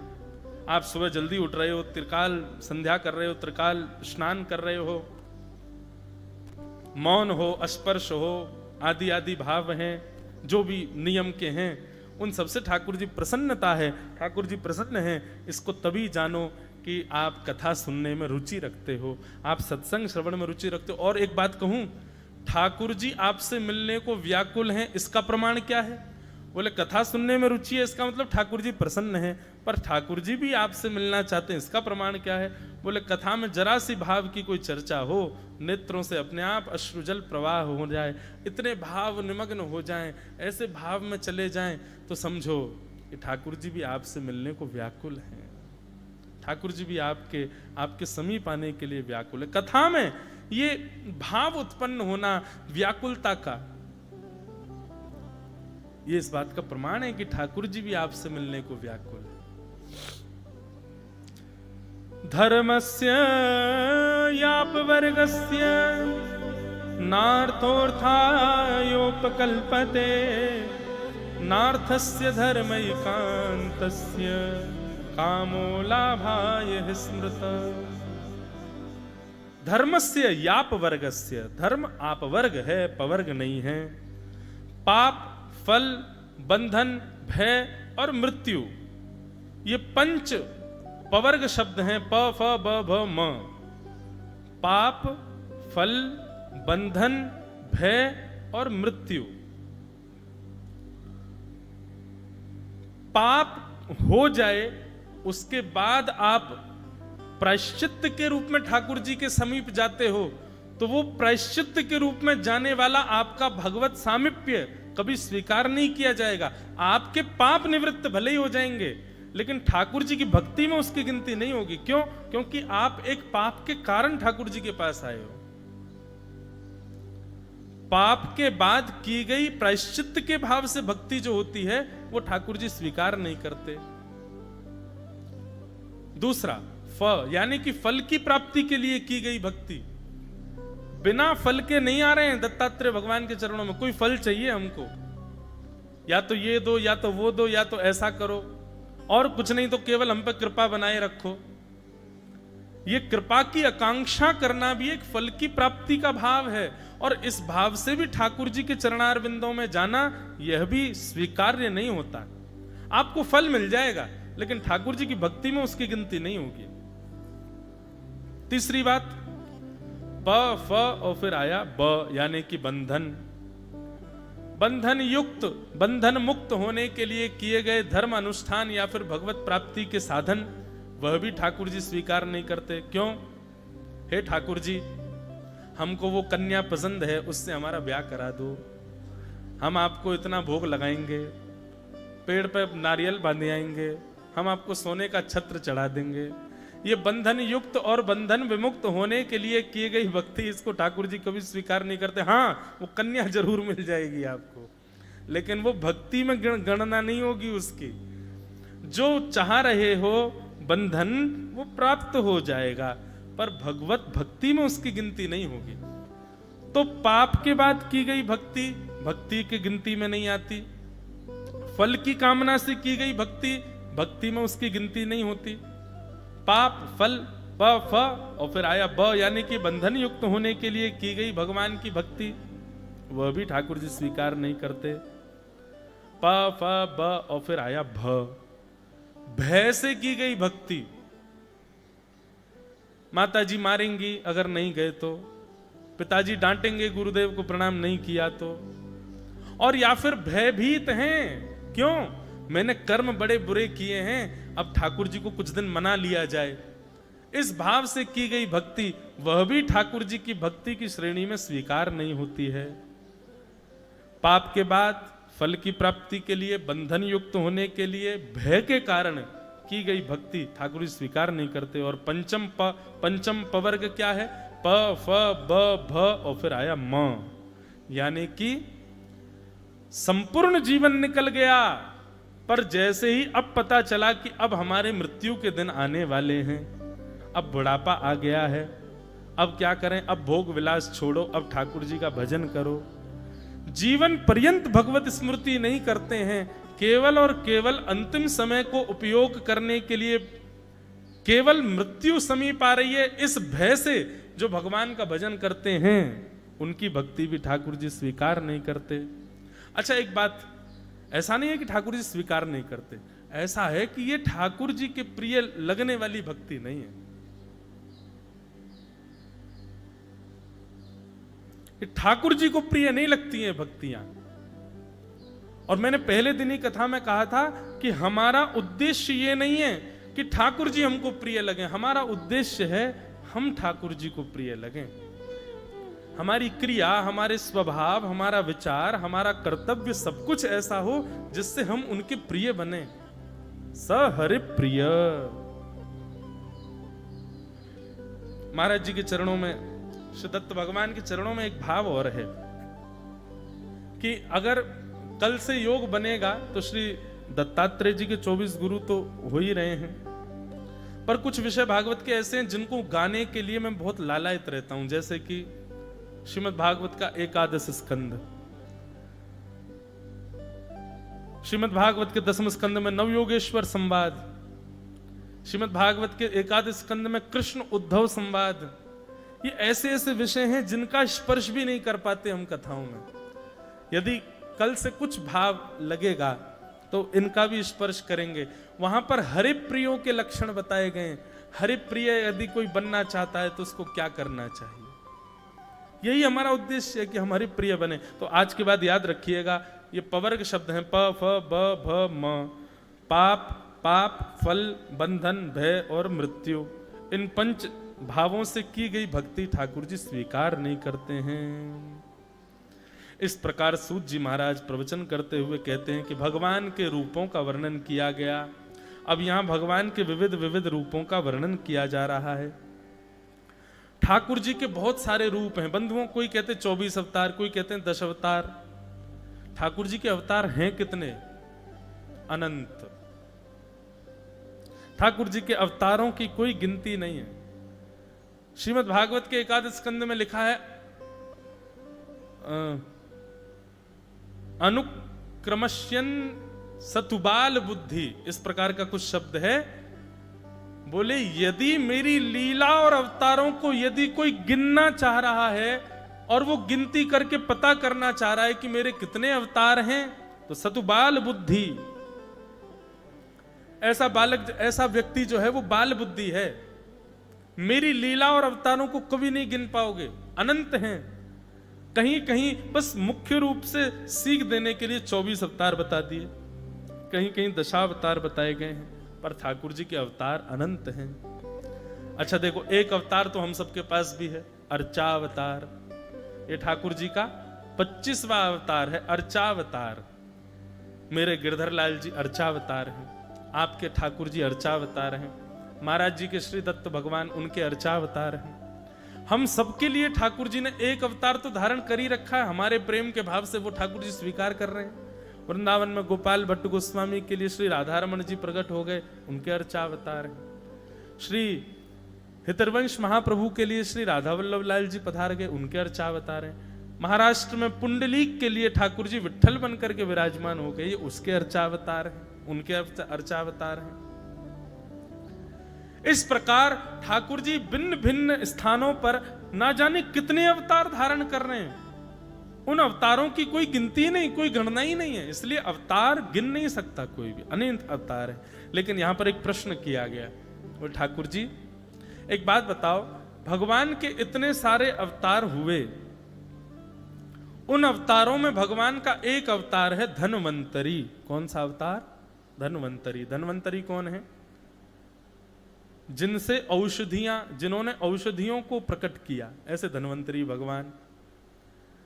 तो धन्वंतरी भगवान से पूछा गया ऐसी कोई औषधि बताओ जिसको पाने के बाद कभी कोई रोग ही ना लगता हो। तो श्री धन्वंतरी भगवान एक सुंदर औषधि का नाम बता रहे हैं। क्या? कि अच्युतानंद गोविंद नामोच्चारण भेषजा नाश्यन्ति सकला बाधा सत्यम सत्यम वदाम्यहम्। अच्युतानंद, गोविंद, मधुसूदन, हरि, मुरारे, ये भगवान के जो भिन्न भिन्न नाम हैं, इन नामों का नामोच्चारण भेषजा, जो इन नामों का अनंत उच्चारण करता है, ऐसे भगवान नाम का उच्चारण करने वाले अर्थ भाव से ठाकुर जी के सामने खूब सुंदर भाव से उन नामों का गुणानगान गाने वाले व्यक्ति के जीवन के सारे ताप संताप और सारे रोग दूर हो जाते हैं। धन्वंतरी भगवान कहते हैं सत्यम सत्यम वदाम्यहम्, मैं सत्य कह रहा हूं। इस नाम का आश्रय लेकर के तो देखो, इस नाम के आश्रय में आकर के तो देखो। अभी तक बंधुओं नाम आश्रित हुए नहीं है हम, इसलिए हमको नाम की महिमा पता नहीं, पर नाम का आश्रय लेकर के देखिए, इस नाम में इतनी सामर्थ्य है कि ये नाम ठाकुर जी ना भी मिलेंगे तो भी ये नाम सब कुछ प्राप्त करा देगा। ऐसे भगवान के नाम को सर्वश्रेष्ठ औषधि बताते हुए श्री धन्वंतरी भगवान कहते हैं अच्युतानंद गोविंद नामोच्चारण भेषजा नाश्यन्ति सकला बाधा सत्यम सत्यम वदाम्यहम्। महाराज जी एक श्रीनाथ द्वारा के पूर्व में बहुत पहले साग घर की सेवा करते थे बाबा साग घरिया बाबा। पूज्य श्री राधा कृष्ण महाराज जी की कथा में आते रहते हैं। दास की कथा में भी कई बार महाराज जी का आगमन हुआ। उनके कई भाव में सुनाता हूं। उनका एक प्रत्यक्ष देखा हुआ भाव है मेरा। उनकी आयु महाराज जी अभी 100 में 1 या 2 साल कम है, बस 99 के आसपास ही होंगे, और अगर गलत बोल रहा हूं तो क्षमा। 90 से तो ऊपर ही है और 90-100 के बीच में ही है। उनकी महाराज जी विशेषता ये बाबा की पुष्टि मार्गीय वैष्णव हैं, साग घर की सेवा करते थे आज से 60-70 साल पहले नाथ द्वारा में, श्रीनाथ जी के मंदिर में। श्री राधा इस नाम को महाराज जी उन्होंने इतना आश्रय बना लिया अपना। दुनिया में कहीं भी जाएं गाड़ी से जाएंगे, भारत से बाहर नहीं जाते, भारत में ही जाते हैं, जाएंगे गाड़ी से। और जब गाड़ी में जाएंगे किसी ने भी राधा नाम ध्वनि गाई होगी, उसकी आवाज सुनते हुए जाएंगे, राधा राधा राधा, बस वही सुनते रहेंगे, श्री राधा श्री राधा श्री राधा। एक बार का प्रत्यक्ष महाराज जी भाव ऐसा, जोधपुर में मेरी कथा चल रही थी और महाराज जी को रात में ज्वर आ गया, तो मुझे संकेत मिला कि महाराज जी आज अस्वस्थ हैं, कथा में नहीं आ पाएंगे। तो दूसरे दिन जब कथा में उनके सेवक पधारे तो उनसे मैंने पूछा, मैंने महाराज जी कल कथा में नहीं आए, अस्वस्थ हो गए? बोले हाँ, महाराज जी को बुखार आ गया था बहुत जोर से। तो मैंने कहा बुखार आ गया तो फिर डॉक्टर को लेके गए? बोले नहीं महाराज जी, तो आज तक का नियम है कि महाराज जी को ज्वर आ जाए, खांसी हो जाए, जुकाम हो जाए, डॉक्टर के पास कभी नहीं जाते। बोले तो? बोले महाराज जी लेट जाते हैं और जितने लोग भी आसपास होंगे उन सबको बोलते हैं हमारे बिस्तर के चारों ओर बैठ जाओ, और शर्त है, सौगंध देते हैं सबको, क्या? कृष्ण नाम उच्चारण मत करना, केवल श्री राधा श्री राधा श्री राधा। और जितने भाव में गा सको, जितने ऊंचे स्वर में गा सको, बस वो तारतम्य टूटे ना, जब तक बाबा स्वस्थ ना हो जाए गाते रहो। और जैसे जैसे राधा राधा राधा राधा राधा राधा श्री राधा श्री राधा श्री राधा कीर्तन होता रहता है, ज्यों ज्यों कीर्तन अपने भाव में तरंग लेता है, ज्यों ज्यों कीर्तन में गरज आनी प्रारंभ होती है, त्यों त्यों बाबा उठ करके बैठ जाते हैं, स्वस्थ हो जाते हैं, बिल्कुल निर्मुक्त हो जाते हैं और पूर्ण स्वस्थ होकर के अपनी सब क्रियाएं करते हैं। ये कोई कही गई सुनी हुई बात, ये मैंने प्रत्यक्ष देखा। बाबा फिर कथा में भी आए। 95 वर्ष के ऊपर के व्यक्ति को ज्वर आ जाए, वो चल फिर पाए? नहीं, कथा में आते हैं, खूब बैठ के कथा सुनते हैं, 56 भोग लगवाते हैं। और महाराज जी वो कभी भी आ जाएं कथा में, उनको पता चल जाए कथा चल रही और वो आ गए, अभी मानो अभी आ गए, तो हमको कथा का विषय बदलना ही पड़ेगा। कोई भी विषय चल रहा हो, उस विषय को वहीं विराम करो। क्या बोले? श्री राधा रस सुधा सुनाओ, श्री किशोरी जी की लीला सुनाओ। अगर 5 मिनट तक बाबा बैठे रहे और आपने किशोरी जी की लीला नहीं सुनाई, बाबा चले जाएंगे उठ के। उनको श्री जी का ही यश सुनना है। ऐसे नाम के आश्रय में रहते हैं। उनका नियम है, कोई उनको लिफाफा देता है तो लिफाफा देने वाले से बोलते हैं कितना है इसमें? तो सामने वाला बोले नहीं नहीं बाबा आपकी सेवा में। बोले वो तो ठीक है, या में है कितना ये बता। बाबा 1100 रुपया है। अच्छा चल बैठ जा। अब 1100 गिनती करके नाम जप कर, 1100 बार राधा राधा राधा राधा बोल, और जब तक उसके 1100 नहीं हो जाएंगे बाबा बैठे ही रहेंगे। कितनी भाई? 500 है गई। मैं तो जल्दी कर, 1100 पूरी कर अपनी पूरी।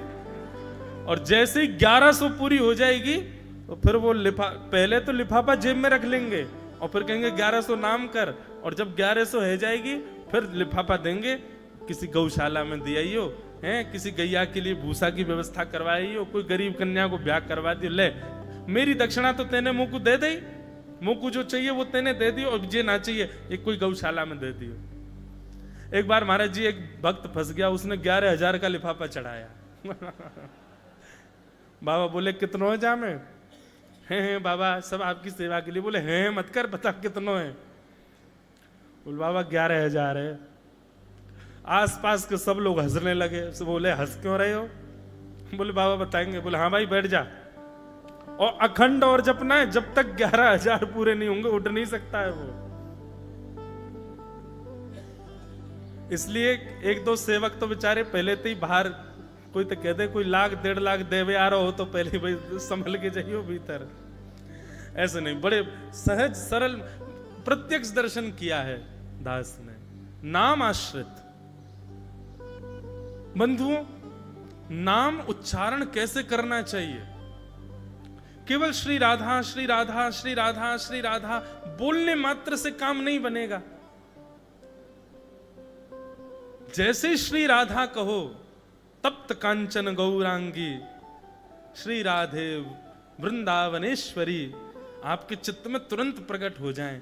उनके सुंदर रूप का कोई भाव आपको दिखने लग जाए, किशोरी जी का हस्तकमल का दर्शन होने लग जाए, चरणार बिंदों का दर्शन होने लग जाए।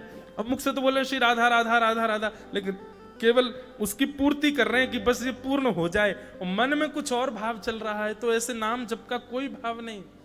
जय जय राम कृष्ण हरि, जय जय राम कृष्ण हरि जप तो रहे, पर जब जब राम कृष्ण हरि कहो, राम कहते ही धनुर्धारी दिखने लगे, कृष्ण कहते ही वेणुधारी दिखने लगे, हरि कहते ही शंख चक्र गदा पद्मधारी दिखने लग जाएं, तीनों का नाम पूर्ण होते ही कमर पर हाथ धरे श्री पंडरीनाथ दिखने लग जाएं, तब आपका नाम गाना सार्थक। ऐसे ही नाम गाना चाहिए। दिगंबरा दिगंबरा श्री पाद वल्लभ दिगंबरा, ये केवल शब्द नहीं है, ये केवल कीर्तन नहीं है, ये जब गाना है उस समय आपके चित्त में दिगंबर ठाकुर जी का वह स्वरूप दिखना चाहिए। एक हाथ में माल लिए हैं, दूसरे हाथ में कमंडल लिए हैं। ठाकुर जी बांकी अदा से खड़े, हमारे दत्तात्रेय भगवान भी बांकी अदा से खड़े, थोड़े तिरछे से खड़े। इधर महादेव खड़े हैं, हाथ में त्रिशूल लेकर के खड़े हैं, दूसरी ओर श्री ब्रह्मा जी खड़े हैं। अवधूत भेष ठाकुर जी का, दिगंबरा दिगंबरा कहते ही आपके चित्त में वो प्रकट होना चाहिए स्वरूप, तब तो वो कहना सार्थक है, नहीं तो केवल वो शब्द मात्र रह जाएगा। ऐसा नहीं है कि शब्द कृपा नहीं करेगा, करेगा, पर ऐसे करेगा, कैसे करेगा? केवल शब्द बोलते हो, उस शब्द में उच्चरित होने वाले नाम का दर्शन नहीं करते चित्त में, तो ये तो वही बात है, आप दवाई लेते हो लेकिन परहेज नहीं करते। दवाई तो लेते हो लेकिन उसका परहेज नहीं करते, तो क्या होगा? कितनी भी दवाई ले लो, परहेज नहीं करोगे तो बीमारी ठीक नहीं होगी। हाँ ये है, पहले 100% बीमार थे तो परहेज नहीं करोगे, दवाई रोज लोगे तो अब 70% रह जाओगे, लेकिन बीमार फिर भी रहोगे। नाम उच्चारण कैसे होना चाहिए? नाम कहा जाए, चित्त में तुरंत वो छवि प्रकट हो जाए। जैसे ही माधव कहा जाए, माधव का मतलब क्या है? ठाकुर जी गैया चराने के लिए जाते हैं और गैया चराते चराते कई बार ठाकुर जी खूब जोर से दौड़ते हैं, सारे ग्वाला पीछे रह जाते हैं। ठाकुर जी की दौड़ थोड़ी तेज है, अब लाला तो निकल के आगे भाग गए हो, बाकी के सबरे पीछे रह गए, तो सबरे बालक हाँफते हाँफते थक गए। थकते भय कह रहे हैं, कान्हा माधव मत दौड़ो मत दौड़ो, अब मत दौड़े लाला, हम पे दौड़ो ना जा रहो, माधव माधव माधव। वैसे तो माधाव माधाव संस्कृत में कह रहे हैं, मत दौड़ लाला, हम थक गए, हम हार गए, हमारी हांफी चल रही है, अब रुक जा। वही ठाकुर जी का माधव कहते ही कैसे ठाकुर जी दिख रहे हैं? बोले कमर कस रखी और जोर से ठाकुर जी दौड़ रहे हैं आगे की ओर, गैयान के बीच में ग्वारा सबरे पीछे दौड़ रहे हैं। माधव कहते ये छवि चित्त में आनी चाहिए।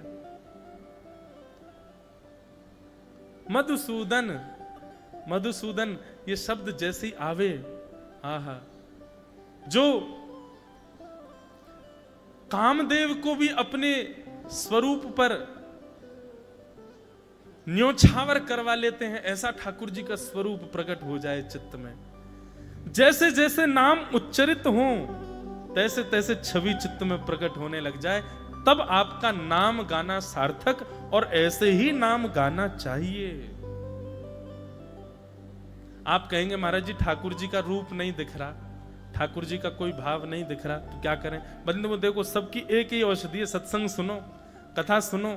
कई बार अब जिस आज बहुत हो रहा है, कथा कहते कहते मेरे नेत्र खुलते ही नहीं, बहुत देर तक पूरी कथा ही निकल जाएगी, आंखें नहीं खुलती, छवि ठाकुर जी की एक चित्त में बन जाती है, वही दिखती रहती है, फिर उसके अतिरिक्त किसी का दर्शन की भाव नहीं आता, मन में आता है यही दिखते रहें और इन्हीं को सुनाते रहें। ये छवि चित्त में प्रकट होना, यह भी गुरु कृपा और सत्संग की कृपा से होता है। सत्संग जब आप सुनते हैं, कथा केवल सुनते नहीं, उसका एक चित्रण बनाते हैं, चित्रण बनाना तो पड़ेगा, तभी तो छवि चित्त में आएगी। तो नाम, तो मैं क्या कह रहा था? श्री धन्वंतरी भगवान कह रहे हैं, इस संसार में एक ही सबसे बड़ी औषधि है, क्या? भजले हरि का नाम, पांडुरंग भजले हरि का नाम, भजले हरि का नाम, पांडुरंग भजले हरि का नाम। कल रात्रि में यहाँ पर सुंदर पदावली गायन हो रहे थे, महाराज जी की आज्ञा हुई कुछ सुनाओ। अचानक से मुझको एक मराठी भाव याद आ गया, कल गाया, ठाकुर जी को सुनाया, बहुत सुंदर है। केशवा माधवा तुझ्या नामात रे गोडवा, तुझ्या नामात रे गोडवा, केशवा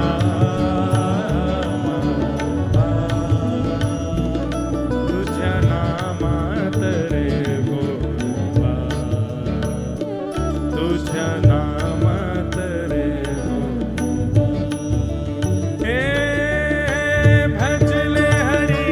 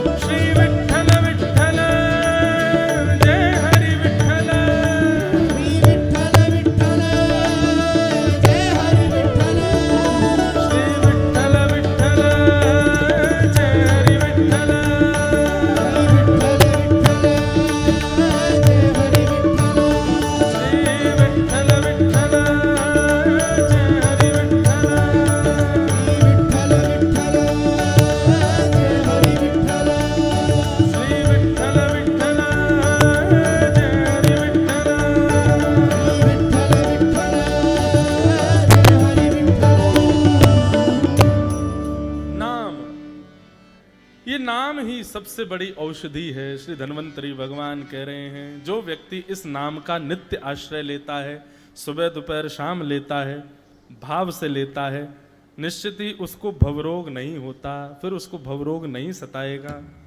इस प्रकार धन्वंतरी भगवान आज्ञा करते हैं।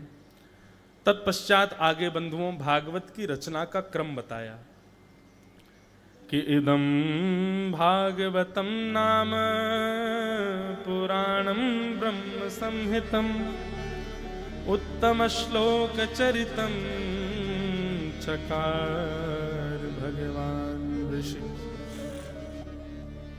श्री वेदव्यास भगवान के द्वारा ये भागवत नाम का ग्रंथ निर्माण किया। भागवत 4 शब्द हैं, भक्ति, ज्ञान, वैराग्य और त्याग। इन चारों में से एक लक्षण भी यदि आप में और मुझ में नहीं आया तो हम अभी कथा सुने नहीं है। सबसे पहला भ यानी कि भक्ति। अच्छा, ये लक्षण आएंगे नहीं, इनके लिए आपको कुछ तो देना पड़ेगा। भक्ति सबसे पहला लक्षण। कथा सुनने वाले के चित्त में भक्ति आएगी, और भक्ति के लिए आपको क्या करना पड़ेगा?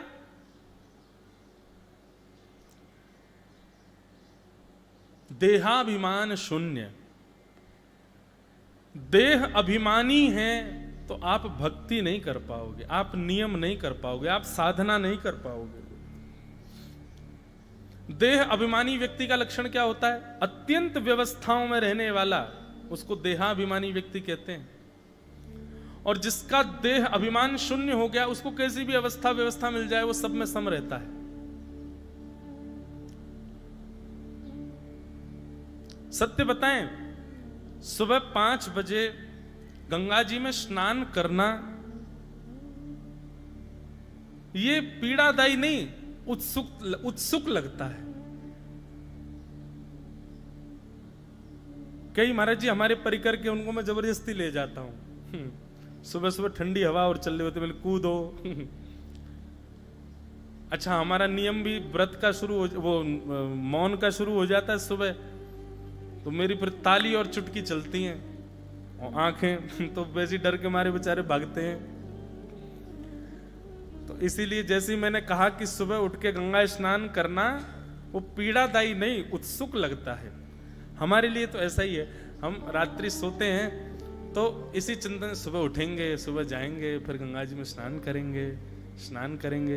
अब गंगा जी में ऐसे स्नान नहीं करते, पहले कक्ष में स्नान करते हैं, कक्ष में स्नान करके सुंदर वस्त्र पहनते हैं, फिर तिलक लगाते हैं, तिलक स्वरूप करके उसके बाद गंगा जी में जाते हैं सुबह सुबह। क्यों?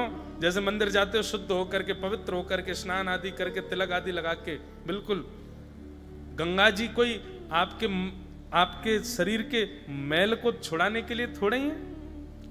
वह भी एक देवालय है, बहता हुआ देवालय है। वहां भी वैसे ही जाना चाहिए जैसे आप दत्त भगवान के सामने जाते हो। पहले स्नान करो। इन लोगों को लगता तो है कि काय को जबरदस्ती पहले यहां नहाएंगे और फिर वहां नहाएंगे, लेकिन भाव है ना, पहले कक्ष में स्नान करो, स्नान करके शुद्ध पवित्र होके जाओ। वो कोई नदी थोड़ी है, कोई जलाशय थोड़ी है, साक्षात गंगा है। श्री गोदावरी जी हैं, उनके तट पर साक्षात त्र्यंबकेश्वर बैठे हैं। गौतम ऋषि ने तपस्या करके उनको पृथ्वी पर प्रकट किया, और हम ऐसे ही असामान्य भाव से उनमें प्रवेश कर जाएं? नहीं, अपराध बनेगा। और अब तक नहीं सुना था तो कैसे भी जा रहे थे चलेगा, अब सुन लिया कथा में, अब भी अगर नहा के नहीं गए तो अपराध जरूर लगेगा। अपराध का भी नियम होता ना महाराज जी, अगर सुना ना हो, करे जा रहे हो तो अपराध नहीं लगता, पर यदि पता चल जाए कि ओहो ये अपराध था और उसके बाद भी किया तो जरूर लगेगा।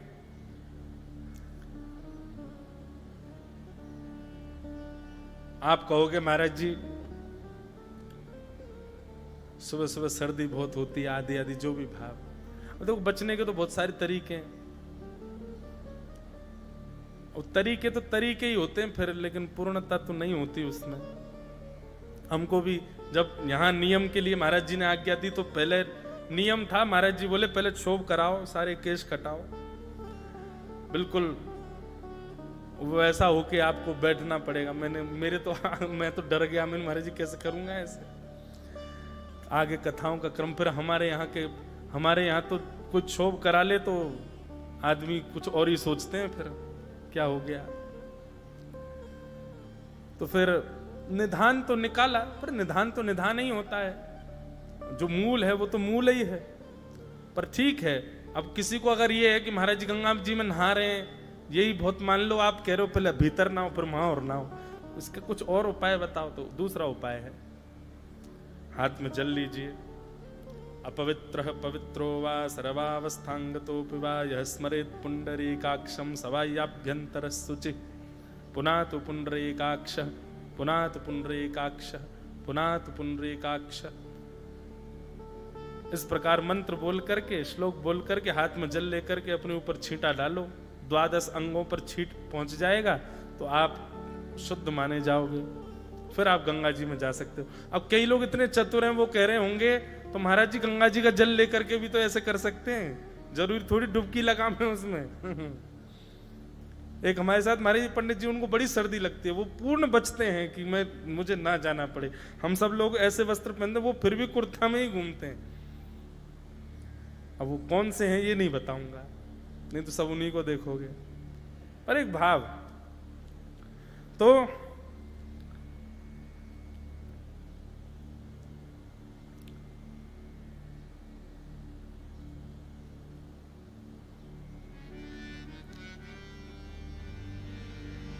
इदम भागवतम नाम पुराणम ब्रह्म संहितम उत्तम श्लोक चरितम चकार भगवान ऋषि। श्री वेदव्यास जी महाराज, उन्होंने भागवत की रचना की। और भागवत की रचना किस भाव से की? मानव कल्याण के भाव से।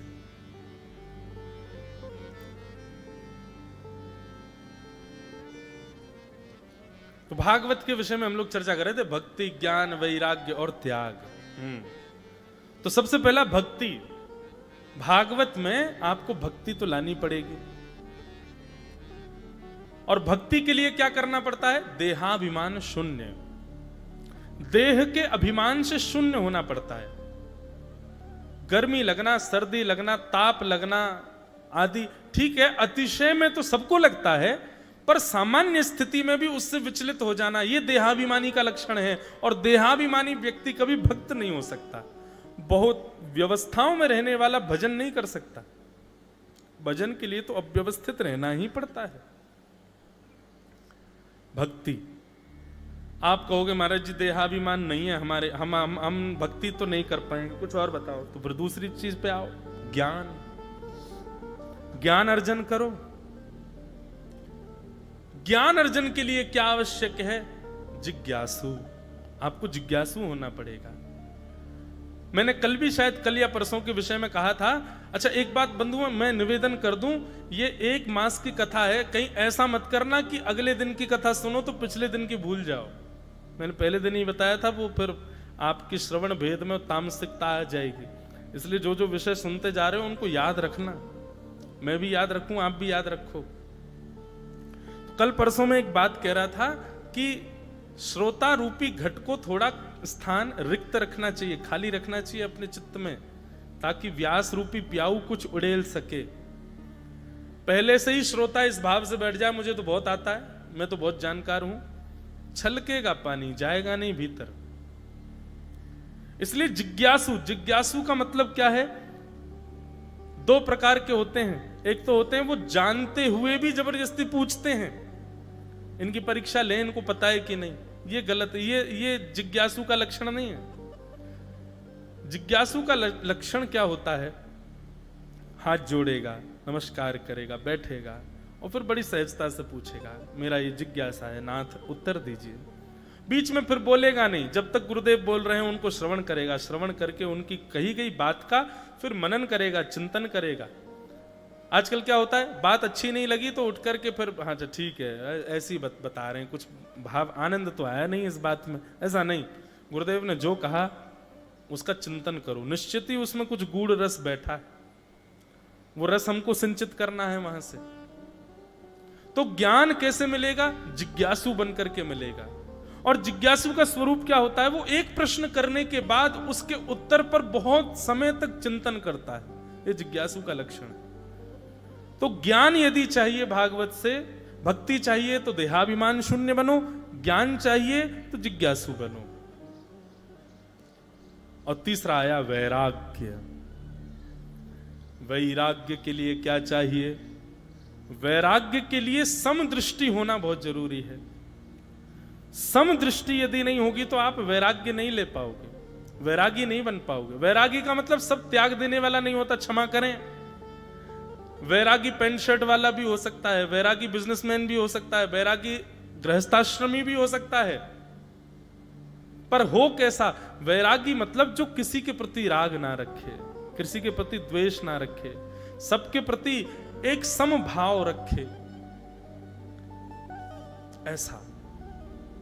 ऐसी दृष्टि हो जाए तब वैराग्य आएगा। भक्ति, ज्ञान, वैराग्य। और चौथी वस्तु है त्याग। त्याग, किसका त्याग करना है? हरि विमुख कोई भी वस्तु हो उन सब का त्याग करना है। यदि भोज्य वस्तु भी हरि विमुख है, त्याग करो। वस्त्र भी हरि विमुख दिखा रहे हैं आपको, त्याग करो।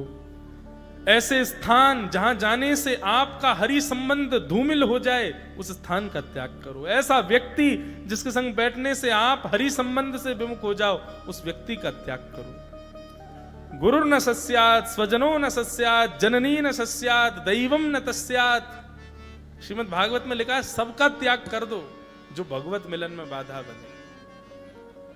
भगवत मिलन का बाधक व्यक्ति है और आप उसको हृदय से लगाए बैठे हैं, किसी एक गुण से उसके रीझ गए हो जो संसार का उसके अंदर बढ़िया है।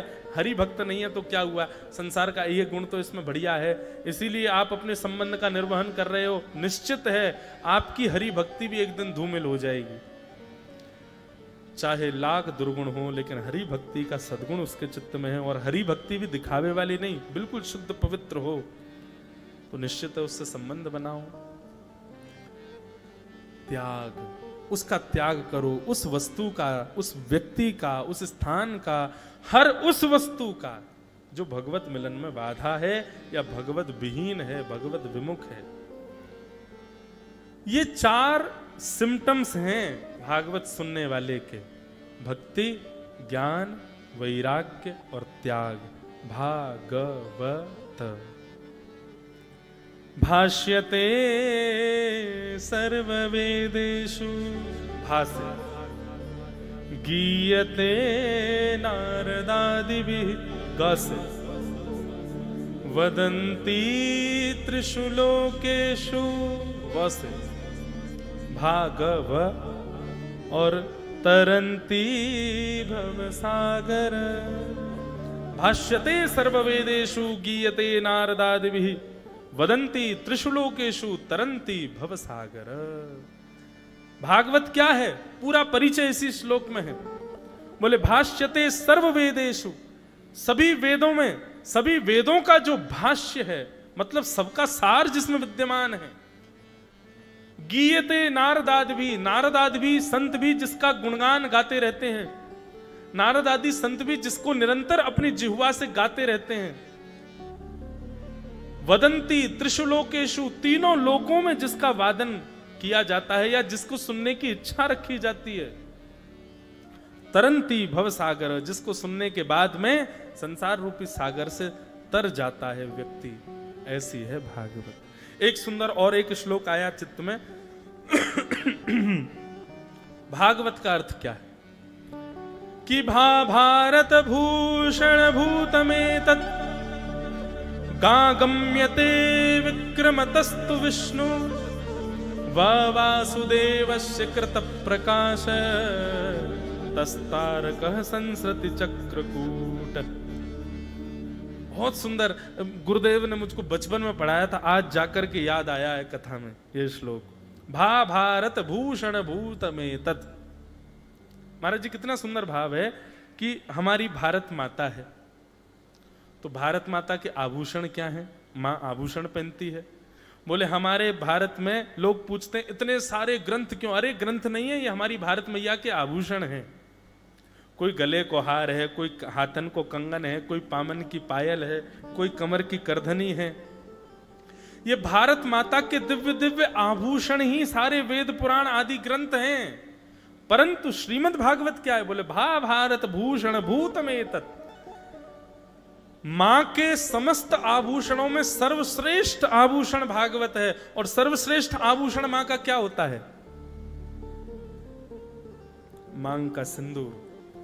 कोई और आभूषण न भी पहना हो, केवल मांग में सिंदूर डाला हो तो मां के सौभाग्यवती का होने का प्रमाण हो जाता है। भा भारत भूषण भूतमेतत्, भारत रूपी मां के मांग का सिंदूर है श्रीमद् भागवत। गले के हार, कड़ूले, कंगन आदि जो भी श्रृंगार होते हैं माताओं के, सारे वेद पुराण सब हैं, पर मांग का सिंदूर तो श्रीमद् भागवत है। भा भारत भूषण भूतमेतत्, गा गम्यते विक्रमतस्तु विष्णु। जिस भागवत में ठाकुर जी के पराक्रमों का गायन किया गया है, ठाकुर जी की अद्भुत लीलाएं, सरस लीला हो, वीर लीला हो, माधुर्य लीला हो, सब लीलाओं का संकलन जिसमें किया गया है, वह वासुदेवस्य कृत प्रकाश। वसुदेव नंदन श्री कृष्ण वासुदेव का जिसमें मधुर प्रकाश किया गया है। ऐसा प्रकाश कि उस प्रकाश से जो प्रकाशित होगा वो उनका हुए बिना रह नहीं पाएगा। ऐसा प्रकाश जिसमें किया गया है। भ भारत भूषण भूतमेतत्, ग गम्यते विक्रमतस्तु विष्णु, व वासुदेवस्य कृत प्रकाश, तस्तारकः संसृति चक्रकूटः। जो संसार के चक्रकूट से पुनरपि जननम पुनरपि मननम पुनरपि जननी जठरे शयनम, ये पुनरपि जननम मननम का जो ये संस्कृति चक्र है, कभी किसी के गर्भ में, कभी किसी के गर्भ में, कभी मानव, कभी छिपकली, कभी कीड़े, कभी मकोड़े, कभी कूकर, कभी सूकर, 84 लाख योनियों में जो भटकाव है हमारा, वो भटकाव जिस कथा के आश्रय में आने से खत्म हो जाता है वो है भागवत। ऐसी भागवत की रचना की है श्री वेदव्यास जी महाराज। इदं भागवतम नाम पुराणम ब्रह्म संहितम। ये पुराण ही ब्रह्म संहितम, ब्रह्म से संबंध कराने वाला है या ब्रह्म के संबंध को प्रतिपादित करने वाला है। उत्तम श्लोक चरितम, भगवान के सुंदर चरित्र जिसमें बताए गए हैं। चकार भगवान ऋषि, भगवान ऋषि श्री वेदव्यास जी ने जिसकी रचना की है, ऐसी भागवत को हम बारंबार प्रणाम करते हैं। भागवत को हम बारंबार वंदन करते हैं। वेदव्यास जी महाराज ने भागवत की रचना की। कैसे रचना की? वेदव्यास जी महाराज ने अनेक पुराण लिख दिए, वेदों का निर्माण कर दिया, पुराणों का निर्माण किया, महाभारत आदि ग्रंथों को लिख दिया, लेकिन फिर भी चित्त को शांति नहीं मिली। तब वहां पर नारद जी महाराज आए और नारद जी महाराज ने आकर के एक सुंदर भाव कहा। नारद जी ने कहा, हे व्यास जी, आपने जितने भी ग्रंथ लिखे हैं सब में चतुर्विध पुरुषार्थ को प्रधान बताया, धर्म अर्थ काम मोक्ष। धर्म न अर्थ न काम रुचि, गति न चहु निर्वाण। ऐसी प्रवृत्ति के लोगों के लिए आपने क्या लिखा, जिनको धर्म से कोई ज्यादा मेल नहीं, अर्थ की कामना नहीं, मोक्ष की भी जिनकी इच्छा नहीं है, उनके लिए आपने क्या लिखा? तब वेदव्यास जी महाराज बोले, तो इन चारों के अलावा भी कुछ होता है? बोले हाँ। बोले क्या? प्रेम पुरर्थो महान, पंचम पुरुषार्थ प्रेम। उस प्रेम का आपने अभिप्राय नहीं बताया भगवान, कि भवतानुदित प्रायम यशो भगवतो मलम, ये नैवासौ न तुष्येत मन्ये तद्दर्शनम खिलम। हे नाथ, आपने जो लिखा है ना, उसमें भगवान के सुंदर यश का वर्णन नहीं किया। आपने जितने भी ग्रंथ लिखे हैं, जितने भी पुराण लिखे हैं, सब में केवल और केवल चतुर्विध पुरुषार्थ को प्रधान बताया और भगवान की मधुर लीलाओं का वर्णन नहीं किया। भगवान की भगवत लीलाओं का वर्णन तो किया है, ऐसी लीलाएं तो आपने गाई हैं जिनसे ठाकुर जी भगवान दिखे, पर ऐसी लीलाएं नहीं गाई जिनसे ठाकुर जी हमारे दिखें, जिनसे ठाकुर जी अपने लगें। ऐसी लीलाएं नहीं गाई हैं, इसलिए आपके चित्त को शांति नहीं मिल रही है। इसलिए भगवान आपसे प्रार्थना है, आप ऐसी लीलाओं का चिंतन करके और उनको लिखना प्रारंभ करो जिनको सुनने के बाद भगवान भगवान की पदवी से हट करके अपने लगने लगे, हमारे लगने लगे, उनसे प्रेम प्रस्तुत हो। ऐसे ग्रंथ का निर्माण करो, प्रेम प्रधान ग्रंथ का निर्माण करो। तब श्री वेदव्यास जी महाराज ने ध्यानस्थ होकर के और अपने ध्यान में ही श्रीमद् भागवत के मधुर चिंतन को लाए और ला करके महाराज तब श्रीमद् भागवत की रचना की। उसका विस्तार से वर्णन हम कल सुनाएंगे 3 बजे से। किस प्रकार श्री वेदव्यास जी महाराज ने सुंदर भागवत की रचना की। बंधुओं, कल एक बड़ा विशेष दिन है हमारे लिए। कल है तारीख 15 अप्रैल। महाराज जी भी यहाँ विराज रहे हैं, सब संत महापुरुष भी बैठे हैं, विद्वज्जन हैं, दत्तात्रेय भगवान हैं। कल के दिन एक ऐसे भाव की रचना हुई थी जिसको 1 वर्ष कल हो जाएगा, वृंदावन रसामृत पद। कल ही के दिन गांधी धाम गुजरात कच्छ में दोपहर के 1:30 बजे इस पद को लिखा गया और कल उस पद को लिखते हुए एक वर्ष पूर्ण हो रहा है। महाराज जी बहुत सुंदर पद है, उसमें वृंदावन के सप्त निधियों को प्रणाम किया गया। कल वो पद गाएंगे हम। कल ठाकुर जी का सुंदर एक उत्सव भी हम विचार कर रहे हैं, जैसे लाल जी कृपा करेंगे, क्योंकि कल ये पद प्रकट हुआ, मतलब 7 निधि प्रकट हुए। तो कल वृंदावन रसामृत का ये पद हम गाएंगे और मंदिर जी से बात करके उस पद की छपवा के आप सबको भी वितरण कर देंगे, ताकि आप सब भी हमारे साथ उसका गायन कर सको। खूब आनंद के साथ में हम आप सब लोग कल वो पद भी गाएंगे, उसके भाव भी सुनेंगे। कल वृंदावन रस की थोड़ी अधिक चर्चा करेंगे कथा में। आज यमुना जी आ गई, अब कल वृंदावन आ जाएगा, परसों गोवर्धन आ जाएगा। और देखते गोवर्धन तो है ही है, क्षेत्र का नाम ही गोवर्धन है। तो यमुना जी आ गई, गोवर्धन आ गए, कल वृंदावन आ जाएगा, तो फिर निश्चित है कि श्यामा श्याम 2-4 दिन में आ ही जाएंगे। कथा तो हम यहाँ पर आनंद से कर रहे हैं। अब विस्तार भाव, कल सबको जो गृह कार्य दिया गया है प्रयास करना, करके लाना। अब मंच पे एक साथ सबके पत्र पढ़ना तो संभव नहीं हो पाएगा, लेकिन उसका एक भाव ऐसा कर सकते हैं कि आप लोग जब प्रसाद पाने के लिए जाओगे, जो लोग यहाँ रुक रहे हैं, वो प्रसाद पाने से पहले श्री लाल जी के दर्शन करने आना, वहीं पर ही अपने उत्तर दे जाना। उसके बीच के समय में हम पढ़ लेंगे, जिसका बढ़िया उत्तर लगा उसका फिर सबको बताएंगे कि ये उत्तर बढ़िया है। पृथ्वी और वायु 2 गुरुओं के बारे में आज हमने सुना, कल हम तीसरे गुरु के विषय में चर्चा करेंगे और उनके विस्तार भाव सुनेंगे। आप सब लोगों को बहुत बहुत जय श्री कृष्ण, जय सिया राम, जय श्रीमन नारायण, हर हर महादेव, दिगंबरा गोविंद। अच्छा, कुछ भाव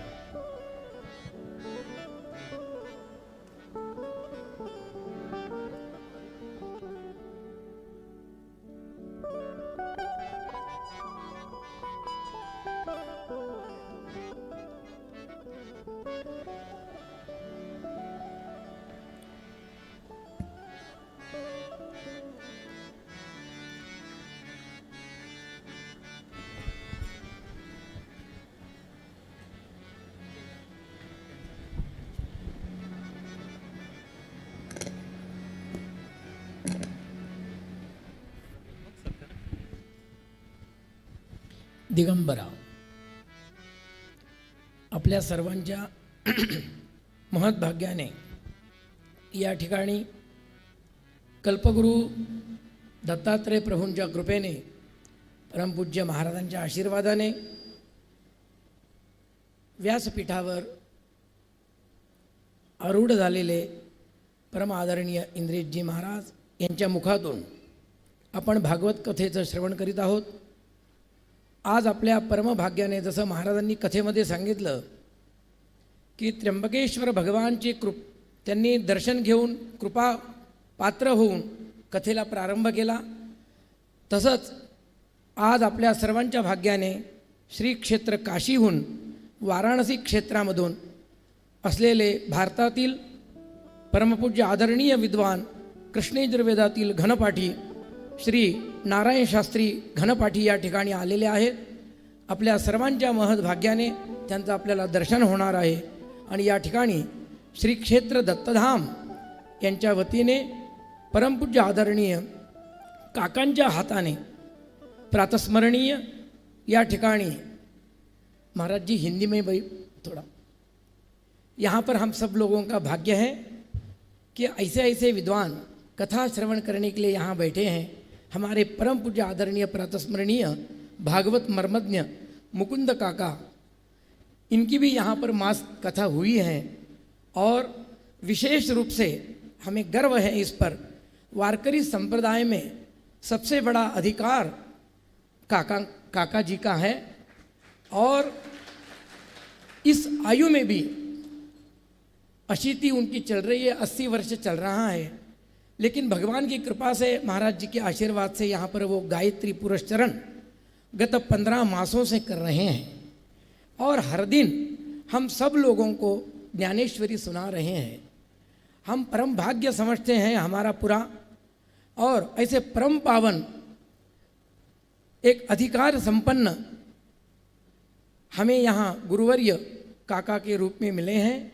और भागवत उनके द्वारों भी हमें 1 मास की कथा यहाँ सुनने को मिली. ये परम भाग्य है. बस यही हम चाहते हैं कि ऐसे ही हम उत्तरोत्तर भगवत कथा में रहते रहें. और यहाँ पर मैं विनंती करता हूँ कि परम पूज्य काका जी आए और हमारे परम मित्र नारायण जी घनपाठी इनका सत्कार करें. मैं उनका थोड़ा सा परिचय देता हूँ. काशी क्षेत्र में परम आदरणीय इनके पिताजी वेदमूर्ति राम घनपाठी जी, जो श्रौत अग्निहोत्र हैं उनका, और अनेक याग उन्होंने संपन्न किए हैं. और इनके ही ये सुपुत्र है. घर में वेदों की परंपरा गत 8-10 पीढ़ियों से चल रही है. इनका पूरा अध्ययन अपने पिताजी के पास ही हुआ है. और कृष्ण यजुर्वेद में सलक्षण सभाष्य घनांत है. भारत क्षेत्र में सबसे बड़े और सबसे उच्च शिखर में ऐसे हमारे नारायण जी घनपाठी है. अभी श्री राम जन्मभूमि का जब प्राण प्रतिष्ठा महोत्सव हुआ, उसमें ये भी सम्मिलित रहे. ये हमारा बहुत बड़ा सौभाग्य है. इनका हम सभी लोग यहाँ पर सत्कार करें.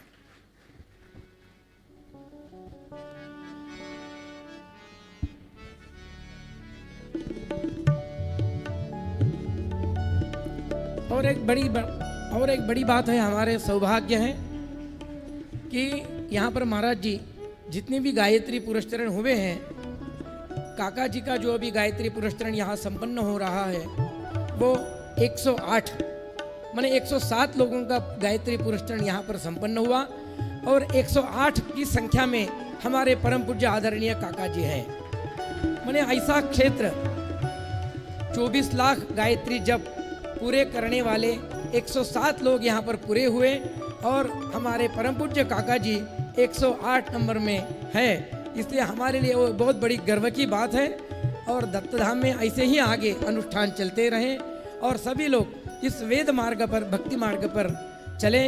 यही हम भगवान से चाहते हैं और प्रार्थना करते हैं. और महाराज जी के द्वारा हम सब लोग जो सुन रहे हैं, बहुत ही आनंद आ रहा है. महाराज जी, हम कथा तो बहुत यहाँ पर सुने हैं, लेकिन हर एक कथा में हर एक भाव अलग अलग दृष्टि से सुनने को हमें मिल रहा है. देखो, भगवान जब बुलाते हैं और भगवान जब उनके वाणी से बोलते हैं, तो यही इसका सिद्धांत है. राधा कृष्ण जी, परम पूज्य राधा कृष्ण जी महाराज जी की यहाँ पर कथा हुई. उनकी कथा में भी बहुत अन्य भाव सुनने को मिले. आपकी कथा में भी ऐसे ही भाव हमें सुनने को मिल रहे हैं. हम बहुत भाग्यशाली हैं. इसी के साथ सभी को सादर जय श्री कृष्ण.